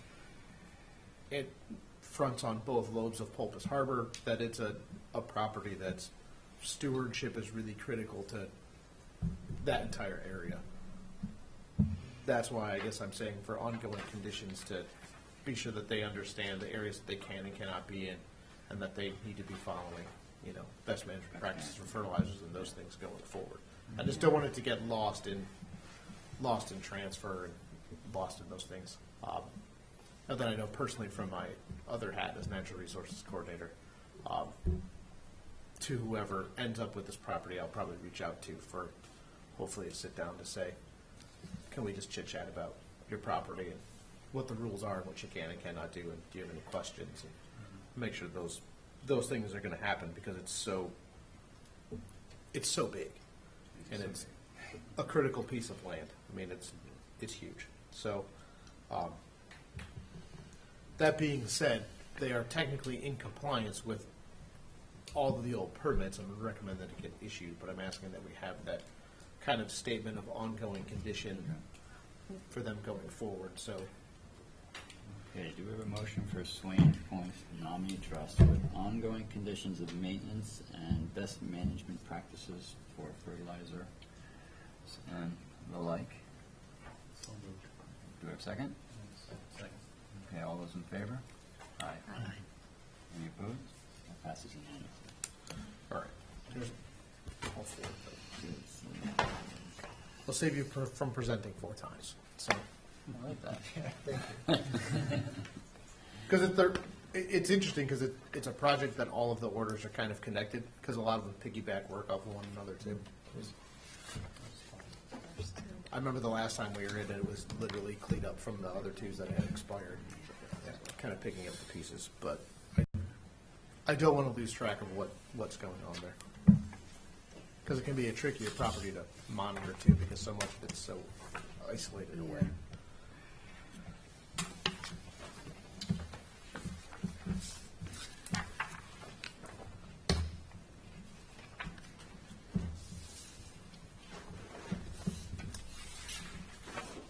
I forgot the last one this year too. We still have, okay, well, we have Dale, Phelan, Swain Point. That was the last one. Okay, that was the last one. Yeah. We have this one. Here's 2. Okay, So you so, can- Eliers, 66 West Chester, this is a reissue. Yep, I'm just asking that side's still in compliance, they just were unable to record it. It have since lost the original, we're trying to get a new original on record. Oh, then we skipped Hollis. I did it, skip calls, pardon me. I'll The just expression stand on your here. face like, I well, won't go anywhere. you go anywhere. Okay, So I guess a motion to approve the reissue. Okay, and second? Second. All those in favor? Aye. Okay, that passes unanimously. Collis, pardon me. 5 Gallon Ave. Jeff Blackwell for the owner. This is a order of conditions that was issued last year for it was for picking up an existing structure, construction of a new foundation in a flood zone, and reestablishment of some level of buffers where work had taken place historically, actually, within the now delineated bordering vegetated wetland. The house construction and, in general, the landscaping and lawn areas meet the order conditions, except for 3 areas. There's a brick patio installed. This area on the west side of the house had been shown as proposed lawn. Instead, there's a 6x6 timber that borders a sand and a planting area. That's over here. And then there's some bluestone pavers that were put down in a keystone bed on the east side of the house.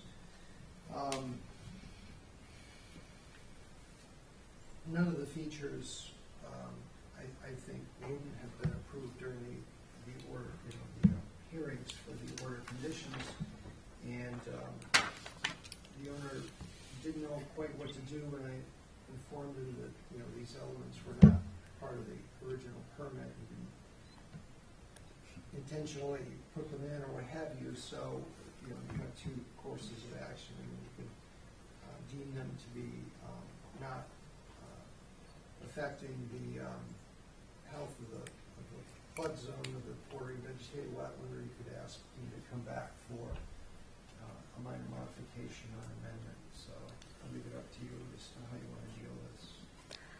So I'll just throw out there really quickly, because they submitted it, and this will be up for you guys to decide. I got the other plan out. That was the permitted plan, and then the amended plan to show when they did the house, they picked up the house and moved it over away from the property line as well. The sand-filled timber area that's on the west was the existing house before. Be that as may, it was permitted as a lawn area. It is now a planted area. And then the patio on the front was something that was unpermitted, that was in lawn area previously as well. So I will say this one is totally up to you guys. What's the patio meaning? Yeah, what patio do you mean? Oh, the brick. It's Oh, a- the brick. oh, Got it. what's it? Oh, up front, yeah, that, yes. Up front. I'm, like, how much sand are we talking? Was it like excavated and sand was put in, or what? Well, there's this 6x6 timber that surrounds the area. So Okay, and it's the just- sand is, That's not it's either lawn or it's sand. I mean, it's kind of, all these elements are landscape features. You can look at it as a sort of a sideways move away from a lawn, still within the landscape sort of category, but none of the elements are displacing floodwaters off the property.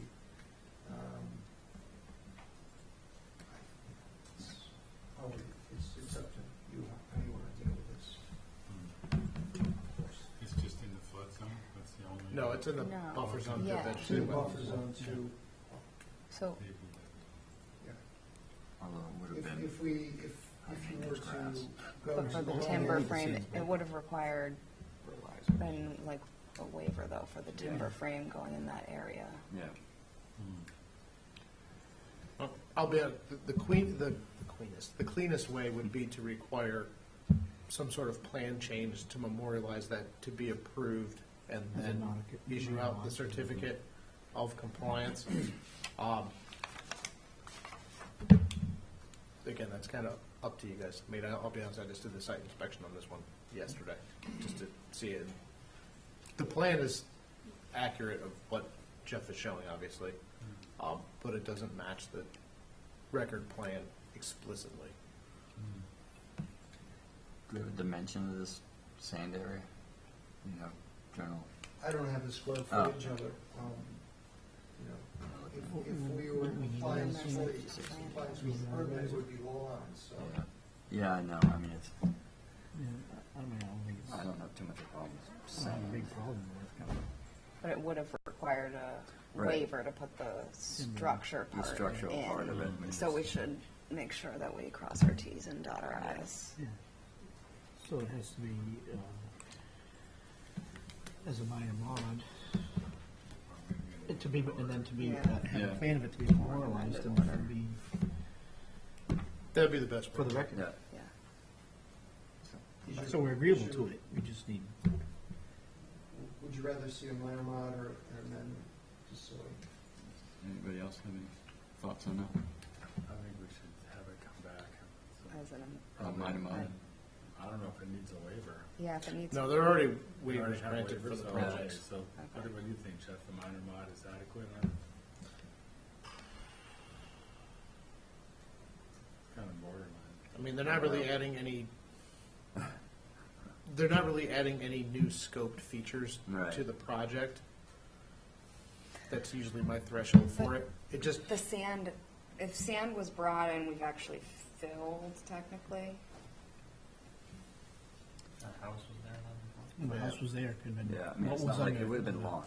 So, I mean, Probably pretty minor. So. maintenance lawn, like, I don't personally have too much of a problem with it as it is, as sand. So how do we get to the right point? Do we, Do we have, how many people feel we could go ahead and prove this right now, or do we feel we should? come I'll back? be honest, I would prefer that there's a minor mod myself, but yeah, you'd have to have Yeah, a plan. Well, that'd be a recommendation. Okay. I go with Jeff. Yeah. Okay. We come back as a minor mod. Sounds So why good. don't- Thank you. So, we'll hold this okay, pending that. So why don't we continue this for continue this for 2 weeks? Jeff? 1 week? Yeah. Okay.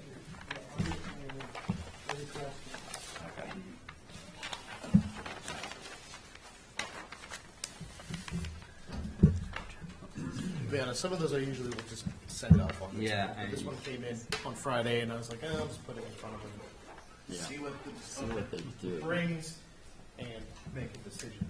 Let the board make the decision. These later down here? Should we do the Conservation Foundation? I can try my best. I mean, I'm happy to keep, Let's just keep going. if you keep going. We'll take Okay. it last. It's a minor modification, so it's not that bad. Okay. Well, I think we are in orders of conditions now. Hand out draft orders. Last family.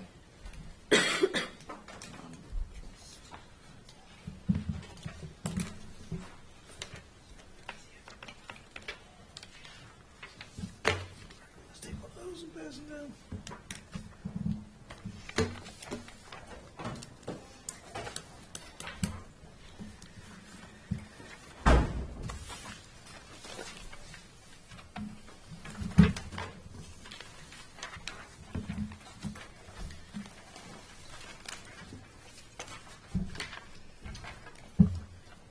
All right, so we're on the last family. That was the one we closed tonight for 20 McQuaid. That was the one that was for the pool and the spa with the seasonal beach stairs, and some landscape features that were there. The one condition I wanted to add after the discussion, or would recommend adding, would be number 21, that there's no root disturbance allowed between the 25-foot and 50-foot buffer zones.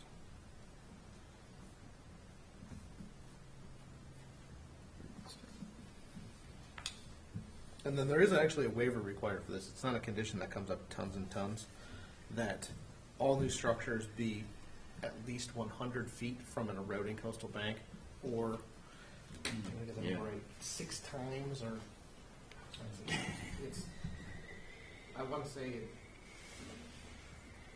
it's 8 times. The annual erosion rate, whichever is the lesser, Excuse me, that was way, brain's not working.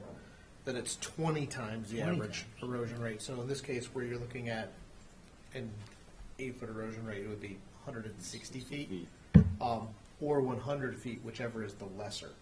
So they would essentially be they're asking for the waiver for it to be outside of the 50-foot buffer zone, but it would be within the 100 from the eroding coastal bank.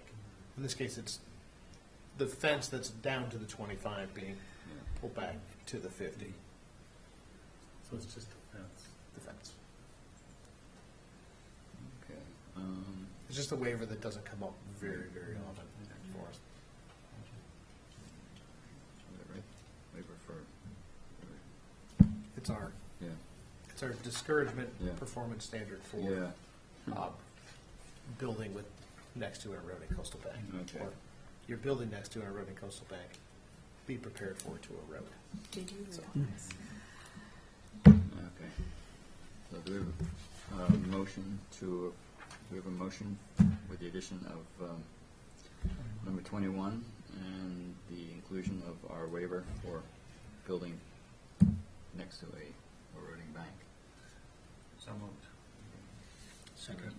All those in favor? Aye. Any opposed? Okay. Passes unanimously.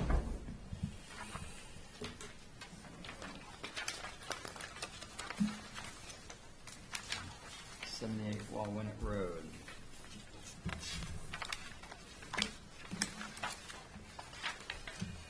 This is one we closed last time. This was the project. It's the big Fargo Way piece where they're proposing it where the patio in the back and a little portion of the proposed house crossed over the 100-foot buffer zone, and some of the landscaping extended a little further, but everything was outside of 50 feet. The only suggested conditions that I had had from our discussion that were no materials stored within the 50-foot setback, and then just to memorialize that there's no permanent dewatering allowed. Okay, does anyone want to make that motion to approve with the addition of no materials inside the 50? Yes, motion approved. Do we have a second? Second. All those in favor? Aye. Any opposed? No. Passes unanimously. We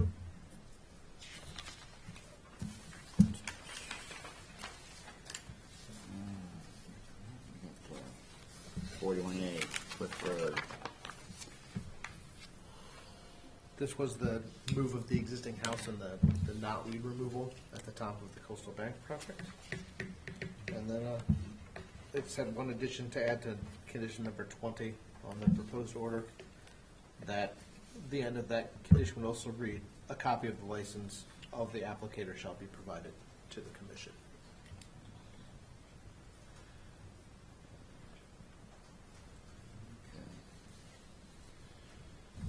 Do we have a motion to approve for 41A Cliff Road with the added condition of a licensed applicator for knotweed removal? Motion to approve. Second. All those in favor? Aye. Any opposed? No. Passes unanimously.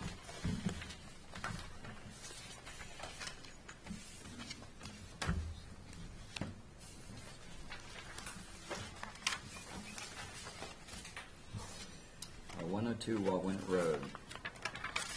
This was the lot that had the,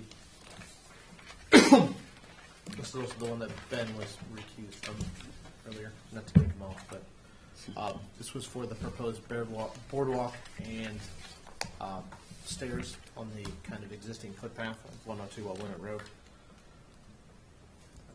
Didn't really have any recommended other conditions for that. It seemed pretty straightforward. Do we have a motion to approve? Motion. All those in favor? Aye. Any opposed? No. That passes unanimously. With Ben. Oh, with Recused. Ben recused. Pardon.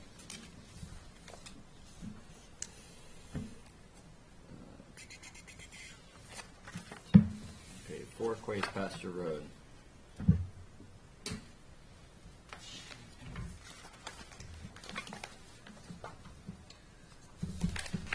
So this was the project from Don tonight that was for the construction of a pool, with a deck and pool fence, within the buffer zone to the vegetated wetland. There are no waivers for it. I did have the two recommended conditions are standard, the pool should not be drained or discharged in an area of jurisdiction. And then number 20, there was an area that they were going to be doing some native plantings. That again, the no cultivars to be used for those plantings, and then that just yearly photographs submitted just to show what that area looks like.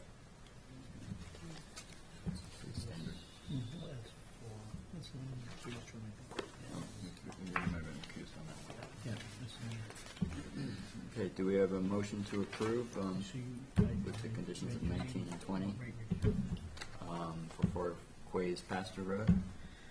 Motion approved. Do we have a second? Second. All those in favor? Aye. Any opposed? No. Passes unanimously.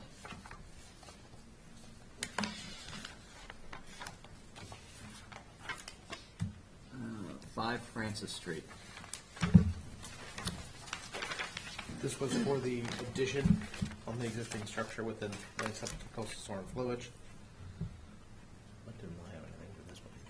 Sorry. Straightforward. Okay. Do we have a motion to approve? Want to make that motion? Yes. Move to issue as drafted. Do we have a second? Second. Okay, all those in favor? Aye. Any opposed? No, that passes unanimously.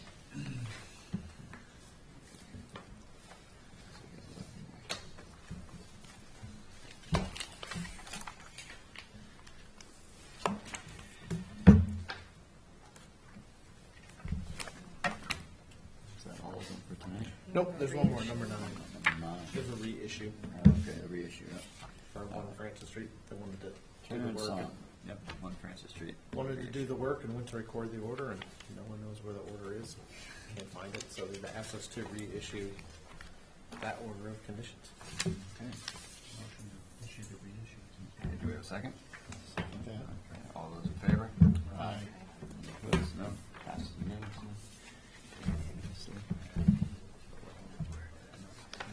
I did notice you were wearing nice clothes.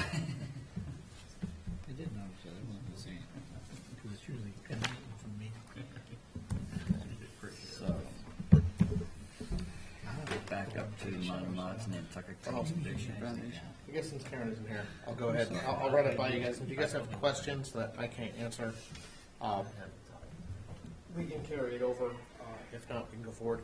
So the project that the Conservation Foundation had proposed at the property at 183, 185, and 187 Eel Point Road is an invasive species management project that they've been working on.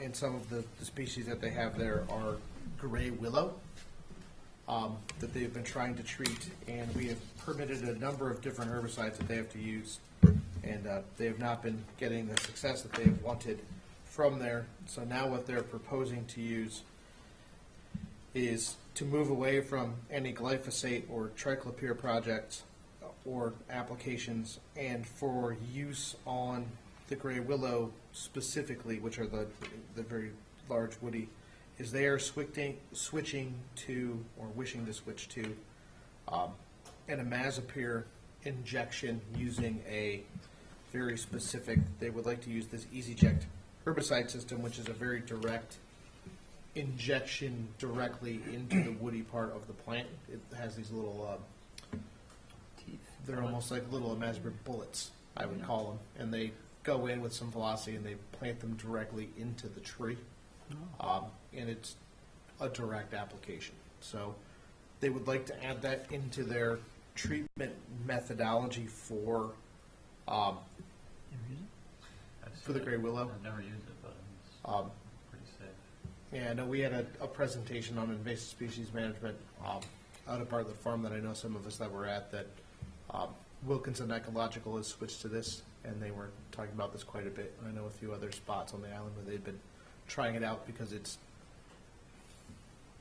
super targeted. It doesn't spread. I mean, obviously, it's directly to the plant. Yeah, it's like an IV in the vascular system. Pretty much is It's a direct projection. Occasionally, I know. Like right in there. Yeah. So they're wishing to add that into the methods that they're able to use for the control on the great willow. It hasn't here, otherwise it's kind of, it's a nastier product. It's not one of the, don't worry about it a whole lot. Glyphosate or triclosan. How long have they been trying to treat, like with the glyphosate? I believe this would be their third year of treatments, and they're just not making a lot of headway on willows. Probably in the ton of sprouts if they cut it off and treat the stump. I think that's the plan is, since they've had willow is such a sprouter, that they just like to hit the stump directly and just nail it in. Hopefully that will do the trick. So if you want, we can hold it for her to come answer questions, or we can add that through the minor mod to their project. How many plants are they talking?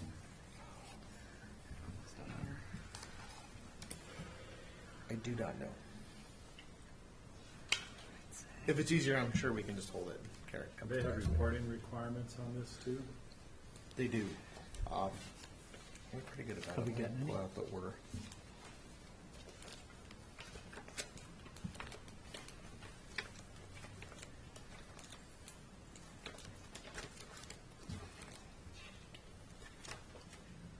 I seem to remember that Karen specifically asked staff about this at that class, and this is what he recommended. Yeah, I'm comfortable with the first one. Sorry. This folder decided to take a ride in the office yesterday and hit the floor. Now it's kind of a mess. I do know because they do submit regular reports on this project to us. There it is. So they started this project originally in 2010. Yeah, they have to provide treatment and monitoring reports and inspections. Their herbicides have to be by a certified applicator. And that was from, so they started this project in 2010. So they are Permit Extension Act going for another year. So it's been quite some time. It'd be a lot easier if she was. Well, Kelly's willing to do it, it's probably okay. Yeah. It looks like She's their applicator, so. Yeah. I mean, I know Kelly Oman does all their work for them. She's the license we hold on file for all their projects for applicators.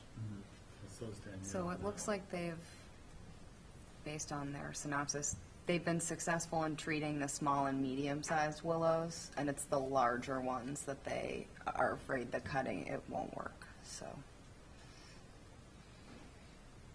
Sounds fine to me. Try the injection in the vein. So we just need a. It's creepy. So It's a little motion creepy to over there. Yeah, Get used to it. the minor Do we have a second? Second. Okay, all those in favor? Aye. Any opposed? Passes unanimously.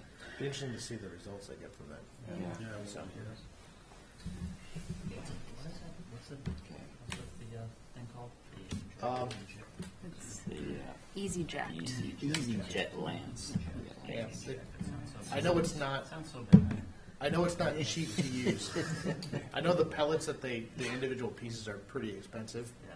So I know it's one that's, you just don't want to use it willy-nilly because it gets pricey. Yeah. So, And it looked like they had, I was reading that pamphlet, like they had color-coded yeah. shells, and they're very specific to Yep. certain plants. Right, so you're either using like a glyphosate, Yeah. same chemicals.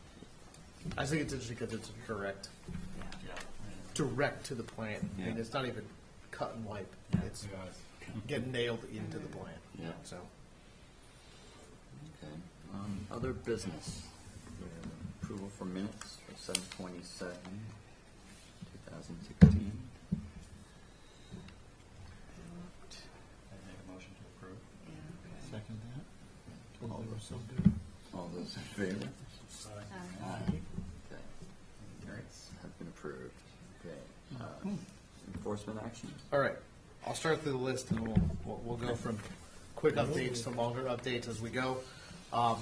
updates. Esther's Island has received their notice. We scheduled a site visit with the property owner there to go over it. I believe we're actually going to get accompanied by the environmental police for that one, because they've had some issues with some of the driving and roads that have been cut in that we issued as part of that enforcement out there. So I'll be out there with Sergeant Robinson in the next few days. The other one's 36 Pocomo Road was the one that we actually issued out their letter that if you don't respond, you're going to get your ticket. They responded. They've engaged LEC to go out and delineate the wetlands and put together that restoration plan and have it to us before the next meeting. So for better or for worse, our actual ticketing thread actually worked. So they'll be back to us soon. I got to hear a big litany of, well, we were traveling and our mail went to here and then it got rerouted to here.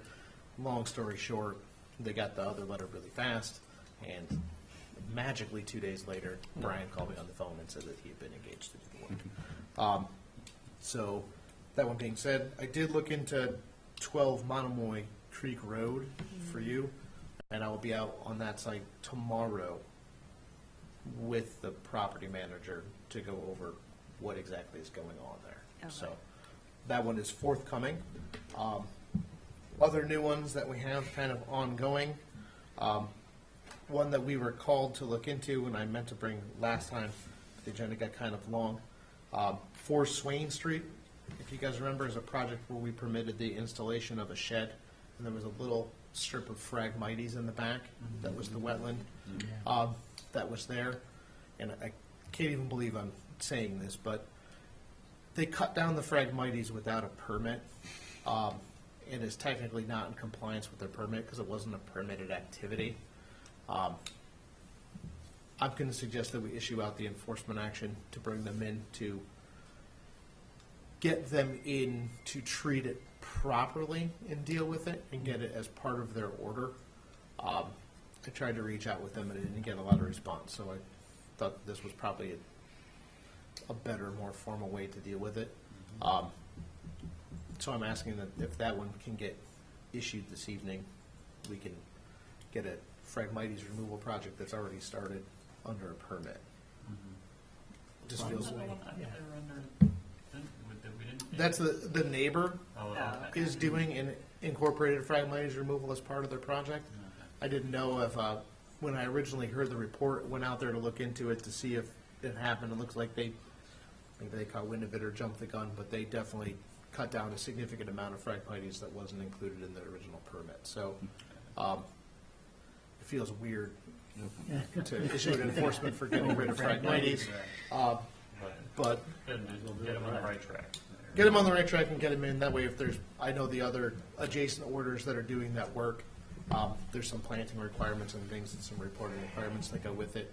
And I guess based upon our discussion on the other lot, is if we put 3 or 4 of the lots that abut all of the Phragmites there under a permit for its removal and it starts to go, that the one remaining lot that holds kind of the big chunk of the Phragmites, maybe they'll join in the club and get rid of that little stand of Phragmites that's in between all of those houses. Ideal situation. So I'm asking that we could issue that. I have that one to sign, and then we'll go on from there. We can vote on this, or we just? Well, you guys need to Make a motion. vote So- to issue the enforcement To issue action. the Yeah. enforcement order. Okay, Second. Okay, all those in favor? Aye. Aye. Passes unanimously. All right, number 2 that we've had come in to deal with. The Kuratech family out on the corner of Quinnet and Pulpus Road have gone out there and they have continued again with their clearing of understory from their trees within the wetland that's there. I really want to issue this enforcement order because we've issued before my time and now my time with the commission. This will be their 4th enforcement action for the same activity. I would like to issue this one out and also issue out the letter to start them down the punitive path because they clearly are not figuring out that that's not okay to do. And I would really like to either get them some sort of management scheme permitted that they can operate with and stay in compliance with and move forward from there, or finally get to the point where the punitive actions are enough where they discontinue doing the unpermitted activity. So, kind of asking for that one as well. I went out to the site and met her out there, and it just isn't. It's the same old, same old. Oh, I'll stop, and she'll stop for a year, and then it'll be back. So, I'd like to end it once and for all. I mean, how long have we been chasing the site? 12 years? Yeah. Yeah. For as long as So, I can remember. yeah. To no ends. So, would like to. So, I just need a motion to issue that one as well. Okay, is there a motion to issue the enforcement order? Motion to issue? What's the name? Enforcement? Curatech. Curatech. I'm surprised anything's still growing. What's the location? The location is the corner of Quidnet and Pulpus Road. It It's has right like at the the fork. cupola on the top. Yeah. It's a cool little house. It has kind of the big barn doors on it. I've tried to explain this to her before too. Well, But- Did I? Yeah. well, I have. There's some- Dirk Rogavine did. I know the land council has reached out to her.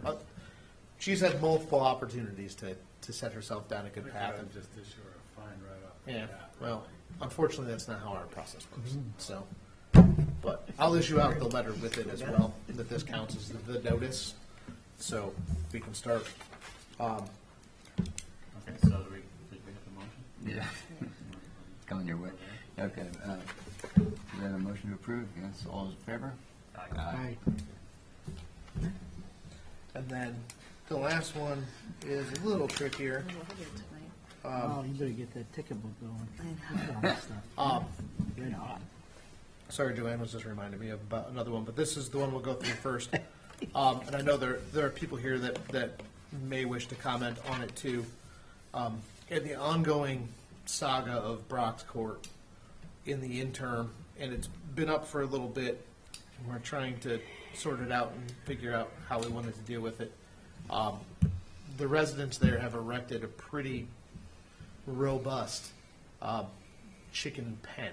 I would call it a coop, but that's not doing it justice. A chicken pen on the large grass area in the back.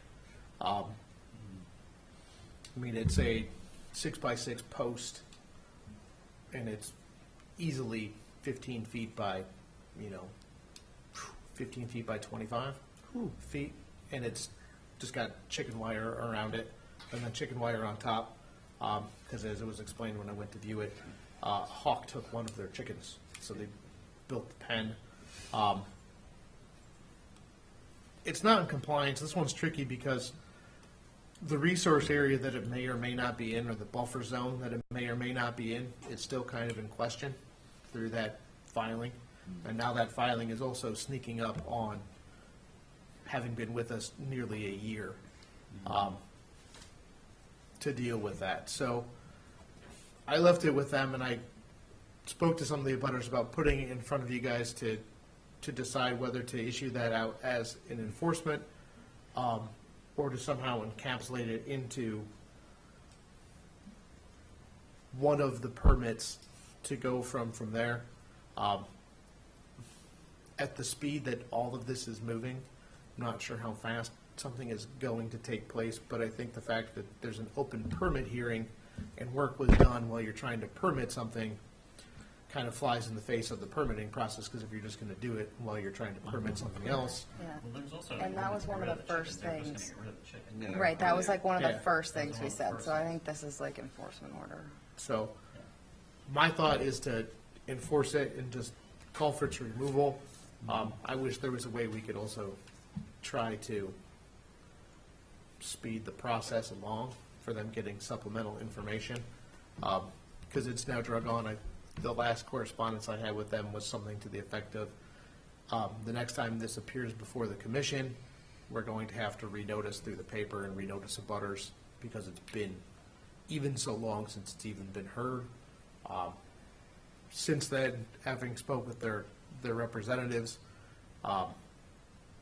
I've encouraged that if this process goes forward, that this will happen, and even, if applications aren't going anywhere for any of the new work that was proposed under the second notice, maybe withdrawing that notice and leaving it be would be the way to go, and then just to deal with the unpermitted house relocation on the front part separately. But we still need to sort out the delineations for that. The tricky part is a lot of times with these enforcement actions, part of that is kind of forcing the delineation to come forward as part of that for work that's been done, because sometimes we don't necessarily know, like 36 Pocono, where the wetland edges are, but they're clearly from our records within buffer zone area. Clearly they are within buffer zone area here, and the wetland line is really what's the big holdup on resolving the other applications that I don't want to see our enforcement stall out in waiting for information that we've been waiting for 10 months, I mean, effectively, or 9 months. Those are my concerns. And I also, outside of exploratory work, it does also make me wonder if any other work has taken place that we may or may not be aware of on that site. You're allowed to do things like test pits and observational things to gather information, but doing actual work. If there's anything else that's gone on that snuck past or someone went through, and to deal with it. I mean, this is, I won't say it's tricky, but it's a lot of moving pieces. I know I saw Marcia and Bruce come in, who are the direct abutter on North Liberty Street, who have submitted some information that I think we sent along with some photos. I know the neighborhood as a whole has indicated through calls and other things that they would like to get all of this resolved too. I mean, it's been ongoing for a long time, and they also don't take kindly to work that's being done that's unpermitted. Obviously, the owner has indicated to us that they would like to keep it because they have chickens that they would like to keep safe. That being said, it's still not in compliance, and there's other spots it could be. So, if you'd like to take comment from them, you certainly can. Okay. But that's kind of where we are with that project in totality. Drag it on. Would you like to make a comment, sir? Yes, I'm Bruce Griffin, representing some of the abutters. I wonder if the commission has seen the letter that we sent Tuesday morning in response to the latest news. I have extra copies. I think it's fair to say that to simplify, there are two major concerns of the abutters, one of which is that they would like to see some of the work which has already been done restored to previous conditions. And the other is the concern that the ongoing activity there seems to continue without any regard to the authority that the Conservation Commission has to protect wetlands. There was a drill rig out there at the end of March. They installed something permanent. It looks like a well. It has a pad and a cap in place. There were lines leading from that installation back to the house, and they drilled out enough soil so that they needed a truck to carry it away. There has been fill. There's a retaining wall. One of the abutters believes that flooding on his property has been a result of this unauthorized activity. Yeah, that's the chicken coop. I don't think the neighbors have problems with chickens per se. I think the neighbors have problems with some of the activities that have gone on the property without any regard to the jurisdiction of the Conservation Commission.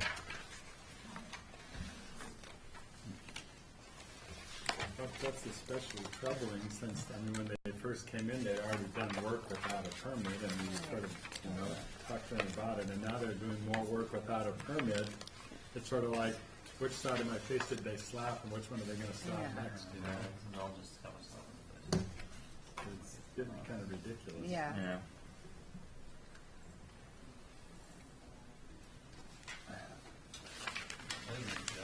Well, we can simply issue the enforcement action and then also, I hate to simplify it by saying, and also start them down the actual punitive action path as well. We can, if you make the motion to issue the enforcement action and have it serve as that notice, that starts them down that path. And there's set timeframes that failure to remedy the situation within that starts into the potential for daily fines until that situation is remedied. What do we want to see? Do we want to come in with a plan of what's there and seek permits for it, or do we want to get that stuff out of there? Well, I would say, I mean, just for my end, there's open applications already for a number of activities that are there. I'm not sure that puts us into another path other than sitting and waiting for another 9 months for nothing to happen. So, I mean, that's kind of the impression that I get is, I mean, the filing date on the last application was October 11th of 2015. And it's been continued now till the 21st of September of 2016. Further regular notices. I guess I would question, knowing that they were in the permitted process and doing things, if requiring them to come in with the filing to do it is not just asking them to sit and wait for another period of time to do nothing or to do more unpermitted activities. Do we have an option of closing it and voting on it? Like just closing it and voting it down because of lack of attention? You certainly do. I mean, that's something that we haven't done in the past. I would probably bring George in to help us do that. But I think hopefully sending this out and starting them down an actual removal and punitive path will hopefully spur at least some action on the other ones to bring those to resolution and hopefully from their end keep penalty at a minimum. But it also doesn't help very much if you're going to be asking for any sort of relief to have violations in very current history. So, to be perfectly frank, this was a lot of really bad decisions. Because it was noticing the after the fact moving of the house, and then the second notice was to do that addition cottage driveway thing. Well, I would say too is what makes the property even more troublesome is the fact that the first work that was done by the previous owner to move it, and there's been additional site work by the current owner, and it's just a very long-standing history of unpermitted work for the property through multiple owners, and that's probably the most troubling thing. The house. The house is taking control. It's one of those. Yeah, so can I make, a second? Can you amend that to say issue the enforcement action and have it serve as notice for the beginning of the punitive action section? You can say it. Second. All those in favor? Aye. Any opposed? That passes unanimously. All right, so that starts, they now have Thank you very much. 21 days upon service of that to rectify the situation, and then they're eligible for fines. So, that's where we are, and then those fines can accrue on a daily basis until the situation is fixed. Chicken thing where it's moving, I mean, not like having chicken back there, not wet. And that's just a lot. Yeah. And as a side note, hopefully it also spurs the rest to finality. Yeah. Oh, it is, yeah. And we have one more, you said? No, sorry, 3 new ones is all I do. Okay, so reports. Oh, Peter, I just wondered if you could explain, since I'm not familiar with what the enforcement translates to, what that really means. Sure, Does so, that mean that anybody, that we would get answers to what the drill rig installed? Or Yes. we get answers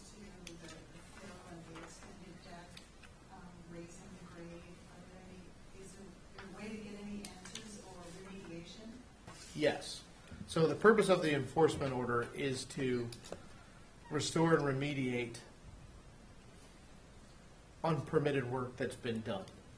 This one is a little interesting for the fact that a house was moved and work in conjunction with that house was moved as part of that. So that, in theory, could be lumped into the enforcement action that was issued and cause for remediation for that. I'll be perfectly honest when I say the house is probably not moving back to its original location. But as far as dealing with surface water runoffs or surface water issues, that is certainly something that would be subject to it. More in line with this one. This enforcement action related to what it is may not also solve the issues that deal with some of the delineations that come from your property. That's part of the other hearing that's there. Because honestly, I don't think without that we're going to get to even through an enforcement to a resolved decision without the regular process. But you certainly can remediate the unpermitted work. So if there's been a problem that's been created because of it, I'm trying to think of the best way to put it. The commission was being nice and allowing them to come in for an after-the-fact filing that's taken forever to deal with. And now the commission is going to be taking control of that action instead of letting the applicant take control of that action. So hopefully this will come to a quicker conclusion for those aspects of the project than what it was. So the two NOIs that are outstanding, will those be closed, or that's a future action? That would be a future decision or a future action of the board. Not to speak for the chair, but that would be easier. Those are still pending hearings that are still open by the applicant. So they have certain rights and abilities with open applications to do certain things. This is essentially the commission dealing with problems that are not being dealt with. And to be honest, if we would have permitted this 6 months ago, we probably would have avoided all of these. So that's kind of where we're at. How substantial are the fines? The fines can be up to, our bylaw says up to $300 a day. However, our bylaw is also not written very well, and the fines that we are subject to are regular violations that the Board of Selectmen have said that any violation of the town code can be up to $50 per specific violation, and then that can be accrued per day if the violation persists. So once the specific violations are out, as a part of this notice, those would individually be subject to fining under the provisions of the town code that allow the Board of Selectmen to set fines. And I'll explain quickly because it's confusing. The wetlands bylaw for the town does allow for an up to $300 violation per day. The difficulty with it is it's not really viewed as a enforceable provision of the bylaw because it's not. The bylaw needs to have specific penalties, and the specific penalties in this case would be up to $300. So it's discretionary, which doesn't make it a set penalty depending on what it is. So if the commission at some point could amend the bylaw to either move that power to the regulations and then set specific penalties for, I mean, they could still be pretty broad terms, but if you had a violation, a construction violation or work done without a permit being $200, that would be a set penalty for a set violation. Right now it's up in the air. So town council has directed us back towards the provision of the town code that allows the selectmen to set a penalty for any violation of the town code, and that currently is $50 per day per violation. So that's the set penalty that meets the state requirements for punitive action. And how many violations would you envision citing? I think on this one, you would obviously have the chicken coop as one. You'd have the well installation of whatever that is as 2. You'd have the unpermitted house move as 3, and then I'd say you would have the associated appurtenances to that as number 4. Appurtenances meaning the change in grade or something. $400 a day, or $200 a day. Yeah. $200 a day. Is the basically. Yeah. potential for the, and that's the set penalty. So you guys obviously have a meeting on the internal for that issue, so we'll clarify that in a nice little chart for everyone that can get issued out, so there's no question for what it is and what's there. But that's how our structure works. Until we can change our. This will get, should get their attention, Marsh, and just try to get this thing to a head and get it resolved. Because it's kind of completely stalled. And I So, think that's the point here, you know, we just gotta. yeah, we don't get rich off these fines. These fines go into the town No, we don't get general it. fund, and so we don't really even see any money on it. So it doesn't further our costs, but it's a tool to get people in. We gotta get this off the top. And anecdotally, the Board of Health has been very successful in their program as far as bringing IA systems into compliance for operation and maintenance agreements or Title V inspections for pretty minimal fines. So, I think they treat everybody to chicken noodle soup. Question, Jeff, is there anywhere that those fines would be publicly noticed? oh no, yeah, they have to be. I mean, they obviously have to go through the board for that to get issued, and then I have to file the tickets with the town clerk and the district court clerk, and then I have to keep one on file after that goes, so all those become public record pretty fast. So, and then I have to mail a copy to any violator that gets a ticket. I have to press really hard when I write because I have to get through 5 pieces of paper to fill one out. They're not fun because you have to really, really go. So that's where, and then I have to detail each violation as part of that and total it up. So Every day. yes, I have to write an individual ticket for each day. Yeah. I can't wait for a week and then submit. No, it would be a daily event. Oh, God. You're gonna need a bigger staff. Intern or something. Yeah, they don't take long to fill out once you fill them out. If I just take all the carbon sheets out, I can just, put it in when I put the date on. And get stacks up. So that's where we're at. That's the end of them, sorry. That's it? Okay. That's all? Gee. Okay. Okay. I would prefer to have none, but Nice, That's impressive. quite a bit. Yeah. Reports, CPC. not here. Anything here, so. I would say, MBAC. for CPC really quickly, I believe their annual meeting is coming up. So if people are interested in that, Yeah, Ian would who's gonna probably let have us said know? that. I don't know the date off the top of my head, but I know it's posted and I know it's advertised all over the place and it's been in the paper. So if people are interested in that, that's coming up very soon.